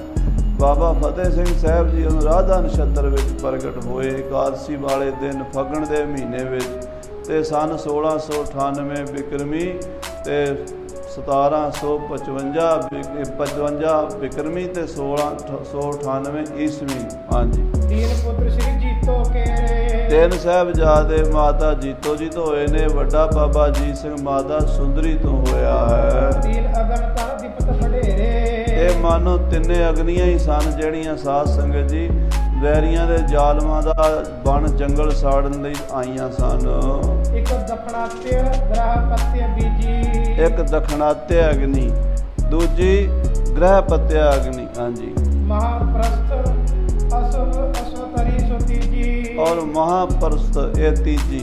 ਇਹ ਤਿੰਨੇ ਅਗਨੀਆਂ ਹਨ ਤਰਕਨ ਤੇਜ ਮਹਿਦਬਾਨ ਜੋਵਾ, ਜੋ ਤੁਰਕਾਂ ਦੇ ਤੇਜ ਦਾ ਵੱਡਾ ਜੰਗਲ ਇਹ ਹੈ। ਅਪਰਾਧ ਦਗਧ ਸੇ ਹੋਵਾ, ਕਹਿੰਦੇ ਇਹਨਾਂ ਦੇ ਅਪਰਾਧ ਕਰਨ ਨਾਲ ਭਾਵ ਜਦੋਂ ਇਹਨਾਂ ਸਾਹਿਬਜ਼ਾਦਿਆਂ ਨੂੰ ਤੁਰਕਾਂ ਨੇ ਸ਼ਹੀਦ ਕਰਨਾ ਹੈ ਤਾਂ ਉਸ ਤੋਂ ਬਾਅਦ ਤੁਰਕਾਂ ਦਾ ਤਪ ਤੇਜ ਖਤਮ ਹੋ ਜਾਣਾ ਹੈ। ਸਿੰਘਨ ਕੇ ਦਰਦ ਬੜ ਸੀਤ, ਜਿਵੇਂ ਅੱਗ ਬਲਣ ਦੇ ਨਾਲ ਜੰਗਲ ਤੇ ਸੜ ਜਾਂਦਾ ਹੈ, ਆੜ ਕਬਾੜ ਸੜ ਜਾਂਦਾ ਹੈ, ਪਰ ਜੇ ਕਿਸੇ ਨੂੰ ਠੰਡ ਲੱਗਦੀ ਹੋਵੇ ਤੇ ਉਹਦੀ ਠੰਡ ਵੀ ਦੂਰ ਹੋ ਜਾਂਦੀ ਹੈ। ਕਹਿੰਦੇ ਖਾਲਸੇ ਦੀ ਠੰਡ ਦੂਰ ਹੋ ਜਾਣੀ ਹੈ। ਸਾਧ ਸੰਗਤ ਜੀ ਜਦੋਂ ਫਤਿਹਗੜ੍ਹ ਸਾਹਿਬ ਦੇ ਜੋੜ ਮੇਲਿਆਂ ਤੇ ਜਾਈਦਾ ਨਾ, ਤੇ ਉਦੋਂ ਸਾਧ ਸੰਗਤ ਜੀ ਉੱਥੇ ਜਦੋਂ ਗੁਰੂ ਕੇ ਸਿੰਘ ਝੰਡਾ ਬਾਲ ਕੇ ਸੇਕਦੇ ਸਾਰੀ ਰਾਤ, ਤੇ ਉਹ ਯਾਦ ਆਉਂਦੀ ਹੈ ਵੀ ਦੇਖੋ ਸਾਹਿਬਜ਼ਾਦਿਆਂ ਨੇ ਕੈਸੀ ਤੇਜ਼ ਪ੍ਰਚੰਡ ਅਗਨੀ ਬਾਲੀ ਹੈ ਕਿ ਸਾਰੀ ਠੰਡ ਦੂਰ ਕਰਤੀ ਖਾਲਸੇ ਦੀ, ਤੇ ਤੁਰਕਾਂ ਨੂੰ ਪਾਲਾ ਲੱਗਦਾ ਹੈ। ਐਸਾ ਤੇਜ ਪ੍ਰਤਾਪ ਹੈ। ਇਨਕੇ ਸ਼ਿਗਰ ਗਇਓ ਬਹੁ ਬੀਤ, ਇਸ ਤਰ੍ਹਾਂ ਤੁਰਕਾਂ ਦਾ ਰਾਜ ਛੇਤੀ ਖਤਮ ਕਰਤਾ। ਧੰਨ ਬਾਬਾ ਜੋਰਾਵਰ ਸਿੰਘ ਸਾਹਿਬ ਜੀ, ਧੰਨ ਬਾਬਾ ਫਤਿਹ ਸਿੰਘ ਸਾਹਿਬ ਜੀ ਨੇ ਤੁਰਕ ਤੇਜ ਦੀਆਂ ਜੜ੍ਹਾਂ ਹੀ ਪੁੱਟ ਕੇ ਛੱਡ ਦਿੱਤੀਆਂ। ਮਾਤ ਸੁੰਦਰੀ ਕੋ ਸੁਤ ਸੂਰਾ, ਮਾਤਾ ਸੁੰਦਰੀ ਦਾ ਇੱਕੋ ਇੱਕ ਸੂਰਮਾ ਪੁੱਤਰ ਹੈ ਸ਼ਸਤਰਨ ਕੀ ਵਿਦਿਆ ਮਹਿ ਪੂਰਾ, ਜਿਹੜਾ ਸ਼ਸਤਰ ਵਿਦਿਆ ਵਿੱਚ ਬੜਾ ਹੀ ਨਿਪੁੰਨ ਹੋ ਗਿਆ ਹੈ, ਰਣ ਮੈਂ ਅਨਗਨ ਤੁਰਕ ਪ੍ਰਹਾਰੇ, ਜਿਸ ਨੇ ਜੰਗ ਦੇ ਵਿੱਚ ਸੈਂਕੜੇ ਤੁਰਕਾਂ ਨੂੰ ਫਤਿਹ ਕੀਤਾ, ਹਜ਼ਾਰਾਂ ਨੂੰ ਮਾਰਿਆ ਹੈ, ਨਹਿ ਠਹਿਰਨ ਕੋ ਦੀਨ ਅਗਾਰੇ, ਜਿਹਦੇ ਸਾਹਮਣੇ ਕੋਈ ਖੜ ਨਹੀਂ ਸਕਿਆ, ਇਤਨਾ ਪ੍ਰਚੰਡ ਬਲੀ ਸ਼ਕਤੀ ਵਾਲਾ ਹੋਇਆ ਬਾਬਾ ਅਜੀਤ ਸਿੰਘ। ਚਾਰੋਂ ਕੇ ਸਰੂਪ ਦੁਤ ਚਾਰੂ, ਇਹ ਚਾਰ ਪੁੱਤਰ ਮਹਾਰਾਜ ਦੇ ਹੋ ਗਏ ਨੇ, ਚਾਰੇ ਇੱਕ ਤੋਂ ਇੱਕ ਸੋਹਣੇ ਹਨ। ਚਤੁਰ ਸਮਤ ਕੇ ਮਨਹੁ ਪਹਾਰੂ, ਇਹ ਚਾਰੇ ਹੀ ਸੁਮਤ ਦੇ ਚਤੁਰ ਹਨ, ਮਾਨੋ ਬੁੱਧੀ ਦੇ ਪਹਾੜ ਹਨ।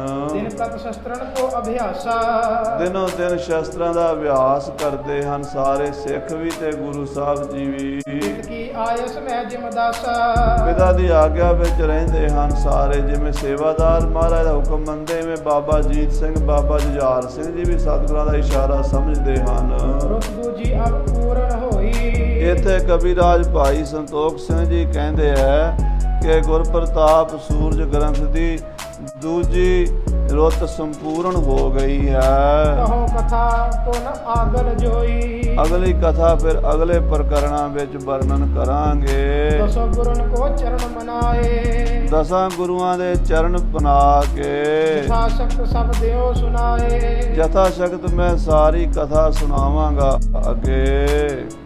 ਪਵਿੱਤਰ ਸੀਰ ਨਾ ਸੁਸੰਗ ਮੈਂ ਕੁਸੰਗ ਮੈਂ ਸੰਤੋਖ ਸਿੰਘ, ਕਵੀ ਸੰਤੋਖ ਸਿੰਘ ਸਾਹਿਬ ਜੀ ਕਹਿੰਦੇ, ਹੈ ਵਾਹਿਗੁਰੂ, ਮੈਂ ਸੰਤੋਖ ਸਿੰਘ ਨੇ ਸਤਸੰਗ ਨਾਲ ਕਦੀ ਸੀਰ ਨਹੀਂ ਕੀਤਾ। ਸੀਰ ਨਾ ਸੁਸੰਗ ਮੈਂ, ਆਖੋ ਸ੍ਰੀ ਵਾਹਿਗੁਰੂ। ਸੀਰ ਕਹਿੰਦੇ ਨੇ ਸਾਂਝ ਪਾਣੀ, ਜਿਵੇਂ ਕਹਿੰਦੇ ਮੇਰਾ ਸੀਰ ਪਾ ਲਓ, ਸਾਂਝ ਪਾ ਲਓ। ਭਾਈ ਸਾਹਿਬ ਨਿਮਰਤਾ ਨਾਲ ਅਰਦਾਸ ਕਰ ਰਹੇ ਨੇ ਕਵੀ ਸੰਤੋਖ ਸਿੰਘ ਜੀ। ਸੀਰ ਨਾ ਸੁਸੰਗ ਮੈਂ, ਮੇਰਾ ਸਤ ਸੰਗਤ ਵਿੱਚ ਸੀਰ ਨਹੀਂ ਪਿਆ। ਤੇ ਕਹਿੰਦੇ ਕੁਸੰਗ ਮੈਂ ਸੰਤੋਖ ਸਿੰਘ, ਸਾਰੀ ਉਮਰ ਮਾੜੀ ਸੰਗਤ ਦੇ ਵਿੱਚ ਹੀ ਲੰਘੀ। ਆਖੋ ਸਤਿਨਾਮ। ਸਾਧ ਸੰਗਤ ਜੀ, ਐਡੇ ਵੱਡੇ ਮਹਾਂਪੁਰਸ਼ ਇੰਨੇ ਬਚਨ ਕਹਿ ਰਹੇ, ਸਾਡਾ ਕੀ ਹਾਲ ਹੋਵੇਗਾ। ਉਹਨਾਂ ਨੇ ਨਿਮਰਤਾ ਦੇ ਨਾਲ ਇਹ ਬਚਨ ਕਹੇ ਨੇ ਸਾਡੇ ਵਾਸਤੇ, ਸਾਨੂੰ ਪੜ੍ਹ ਕੇ ਅਕਲ ਆ ਜਾਵੇ ਵੀ ਅਸੀਂ ਸਾਧ ਸੰਗਤ ਨਾਲ ਸੀਰ ਨਹੀਂ ਕਰਦੇ ਤੇ ਕੁਸੰਗੀਆਂ ਨਾਲ ਹੀ ਬੈਠੇ ਰਹਿੰਦੇ ਆ। ਹਾਂਜੀ, ਰਮਿਓ ਨਿਤ ਪਾਪਨ ਮੈਂ ਮਿਲਿਓ ਕਬ ਧੀਰ ਨਾ, ਕਹਿੰਦੇ ਰਮਿਓ ਨਿਤ ਪਾਪਨ, ਮੈਂ ਪਾਪਾਂ ਵਿੱਚ ਹੀ ਮੇਰੀ ਉਮਰ ਲੰਘ ਗਈ, ਰਮਿਆ ਰਿਹਾ ਪਾਪਾਂ ਵਿੱਚ, ਕਦੀ ਮਨ ਟਿਕਿਆ ਨਹੀਂ, ਧੀਰਜ ਨਹੀਂ ਆਇਆ ਮਨ ਨੂੰ। ਧੀਰ ਨਾ ਤਰਤ ਕਾਮ ਲੰਪਟ ਕਠੋਰ, ਕਹਿੰਦੇ ਮੇਰਾ ਮਨ ਕਾਮ ਵਾਸ਼ਨਾ ਵੱਲੋਂ ਵੀ ਧੀਰਜ ਨਹੀਂ ਧਰਦਾ, ਲੰਪਟ ਹੈ, ਕਠੋਰ ਹਿਰਦਾ, ਪੱਥਰ ਵਰਗਾ ਸਖਤ ਹੈ, ਦਇਆ ਨਹੀਂ ਕਰਦਾ, ਕਰੁਣਾ ਨਹੀਂ ਕਰਦਾ ਕਿਸੇ ਤੇ। ਦੂਰ ਬੋਰਿਓ ਮੈਂ ਵਿਕਾਰ ਨਾ ਮੈਂ ਭਇਓ ਮਨ ਤੀਰ ਨਾ, ਔਰ ਝੂਠ ਦੇ ਵਿੱਚ ਮੈਂ ਡੁੱਬਾ, ਵਿਕਾਰਾਂ ਦੇ ਵਿੱਚ ਡੁੱਬਾ, ਮੇਰਾ ਮਨ ਕਦੀ ਵੀ ਸਾਧ ਸੰਗਤ ਦੇ ਨੇੜੇ ਨਹੀਂ ਗਿਆ। ਤੀਰ ਨਾ ਪਛਾਨਿਓ ਤੂੰ ਮੈਂ ਦੂਰ ਕਰ ਜਾਣਿਓ ਪ੍ਰਭੂ, ਇਹ ਸਤਿਗੁਰੂ ਜੀ ਤੁਹਾਨੂੰ ਆਪਣੇ ਨੇੜੇ ਨਹੀਂ ਜਾਣਿਆ, ਦੂਰ ਸਮਝਿਆ ਹੈ। ਆਪਨੇ ਉਧਾਰ ਕੀ ਵਿਚਾਰੀ ਤਦਬੀਰ ਨਾ, ਮੈਂ ਆਪਣੇ ਭਲੇ ਦੀ ਸੋਚੀ ਨਹੀਂ ਵੀ ਮੇਰਾ ਭਲਾ ਕਿਵੇਂ ਹੋਣਾ। ਆਪਣੇ ਮੁਕਤੀ ਦਾ ਤਾਂ ਮੈਂ ਕਦੀ ਸਾਧਨ ਕੀਤਾ ਹੀ ਨਹੀਂ। ਫਸਣ ਕੀ ਵਿਦ ਸਭ ਕੋ ਜਾਣੈ, ਛੂਟਣ ਕੀ ਇੱਕ ਕੋਈ। ਫਸਣ ਦੇ ਤਰੀਕੇ ਦੇ ਸਾਰੇ ਜਾਣਦੇ ਨੇ, ਮੁਕਤੀ ਦਾ ਕੋਈ ਵਿਰਲਾ ਹੀ ਜਾਣਦਾ। ਉਹ ਨਹੀਂ ਸਾਨੂੰ ਤਰੀਕਾ ਆਇਆ ਤੇ ਪਾਪਾਂ ਵਿੱਚ ਫਸਦੇ ਹੀ ਗਏ ਹਾਂ, ਫਸਦੇ ਹੀ ਗਏ ਹਾਂ। ਵੀਰ ਨਾ ਭਗਤ ਭੇਖ ਧਾਰੀ ਹਿਤ ਨਾਰੀ ਜਿਮ, ਕਹਿੰਦੇ ਨਾ ਮੈਂ ਵੀਰ ਹਾਂ ਤੇ ਨਾ ਮੈਂ ਭਗਤ ਹਾਂ। ਵੀਰ ਨਾ ਭਗਤ, ਨਾ ਮੈਂ ਸੂਰਮਾ ਹਾਂ ਤੇ ਨਾ ਮੈਂ ਭਗਤ ਹਾਂ। ਭੇਖ ਧਾਰੀ ਹਿਤ ਨਾਰੀ ਜਿਮ, ਨਿਰਭ ਕੰਨਿਆ ਕੇ ਕਾਰਣੇ ਇੱਕ ਭਇਆ ਭੇਖ ਧਾਰੀ। ਜਿਵੇਂ ਇੱਕ ਸਾਧ ਸੰਗਤ ਜੀ ਰਾਜੇ ਨੇ ਪਰਣ ਕੀਤਾ ਸੀ ਕਿ ਮੈਂ ਆਪਣੀ ਲੜਕੀ ਵਿਸ਼ਨੂੰ ਨੂੰ ਵਿਆਹਾਂਗਾ। ਹੁਣ ਵਿਸ਼ਨੂੰ ਆਵੇ ਤੇ ਤਾਂ ਹੀ ਵਿਆਹੇਗਾ। ਹੁਣ ਵਿਸ਼ਨੂੰ ਉਹਦੀ ਕੁੜੀ ਵਾਸਤੇ ਕਿੱਥੇ ਆ ਜਾਵੇ।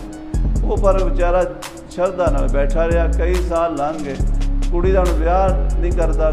ਉਹ ਵਾਹਵਾ 22-24 ਸਾਲਾਂ ਦੀ ਹੋ ਗਈ। ਇੱਕ ਠੱਗ ਬੰਦੇ ਨੂੰ ਪਤਾ ਲੱਗ ਗਿਆ, ਕਹਿੰਦੇ ਆਪਾਂ ਕੋਈ ਜੁਗਤੀ ਲੜਾਈਏ ਵੀ ਰਾਜੇ ਦੀ ਕੁੜੀ ਵੀ ਕੁਆਰੀ ਨਾ ਰਵੇ ਤੇ ਆਪਣਾ ਵੀ ਕੰਮ ਬਣ ਜੇ।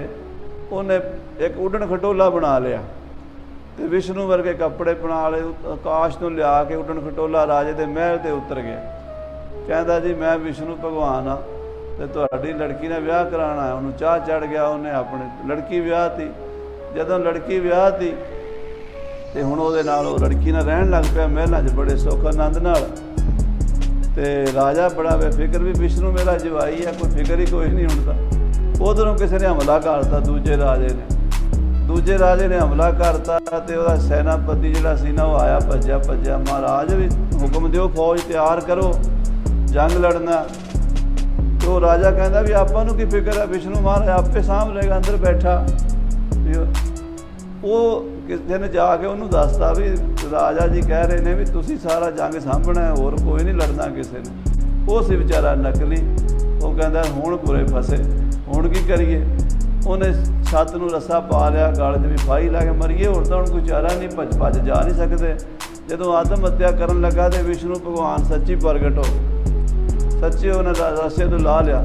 ਉਹ ਕਹਿੰਦੇ ਗੱਲ ਸੁਣ, ਕੱਪੜੇ ਤੂੰ ਮੇਰੇ ਪਾਏ ਸੀ ਤੇ ਮਰਨ ਲੱਗਾ ਤੇ ਬਦਨਾਮੀ ਤੇ ਮੇਰੀ ਹੋਣੀ। ਲੋਕਾਂ ਨੇ ਕਹਿਣਾ ਵਿਸ਼ਨੂੰ ਜੰਗ ਤੋਂ ਡਰਦਾ ਮਾਰਾ ਮਰ ਗਿਆ, ਬਦਨਾਮੀ ਮੇਰੀ ਹੋਣੀ। ਬਾਣਾ ਤਾਂ ਮੇਰਾ ਪਾਇਆ ਨਾ, ਪਿਆ ਭੇਖ ਧਾਰੀ, ਮੇਰਾ ਭੇਖ ਧਾਰਨ ਕਰ ਲਿਆ। ਰਾਜੇ ਦੀ ਕੰਨਿਆ ਨਿਰਪ ਕੰਨਿਆ ਕੇ ਕਾਰਨੇ ਇੱਕ ਪਿਆ ਭੇਖ ਧਾਰੀ। ਹੁਣ ਇੰਝ ਕਰ, ਲੜਾਂਗਾ ਮੈਂ ਹੀ ਤੇ ਤੂੰ ਗੁਪਤ ਰਵੀਂ। ਹੁਣ ਤੂੰ ਮੇਰਾ ਬਾਣਾ ਪਾ ਲਿਆ। ਉਹਦੀ ਲਾਜ ਰੱਖ ਲਈ ਭਗਵਾਨ ਨੇ ਭੇਖ ਧਾਰੀ ਦੀ। ਤੇ ਸਾਧ ਸੰਗਤ ਜੀ, ਭਾਈ ਸਾਹਿਬ ਕਹਿੰਦੇ ਮੈਂ ਭੇਖ ਧਾਰੀ ਹਿਤ ਨਾਰੀ ਜਿਵੇਂ ਜਨਾਨੀ ਵਾਸਤੇ ਉਹਨੇ ਵਿਸ਼ਨੂੰ ਦਾ ਭੇਖ ਬਣਾਇਆ ਸੀ। ਇਹ ਸੱਚੇ ਪਾਤਸ਼ਾਹ ਮੈਂ ਵੀ ਤੇਰਾ ਸਿੱਖ ਬਾਣਾ ਪਾਇਆ ਹੋਇਆ, ਹਾਲਾਂਕਿ ਮੇਰੇ 'ਚ ਕੋਈ ਤੇਰੇ ਵਾਲਾ ਗੁਣ ਕੋਈ ਨਹੀਂ। ਹਾਂਜੀ, ਰਾਖੀ ਪੈਜ ਤੈਸੇ ਮੇਰੀ ਹੇਰੋ ਤਕਸੀਰ ਨਾ।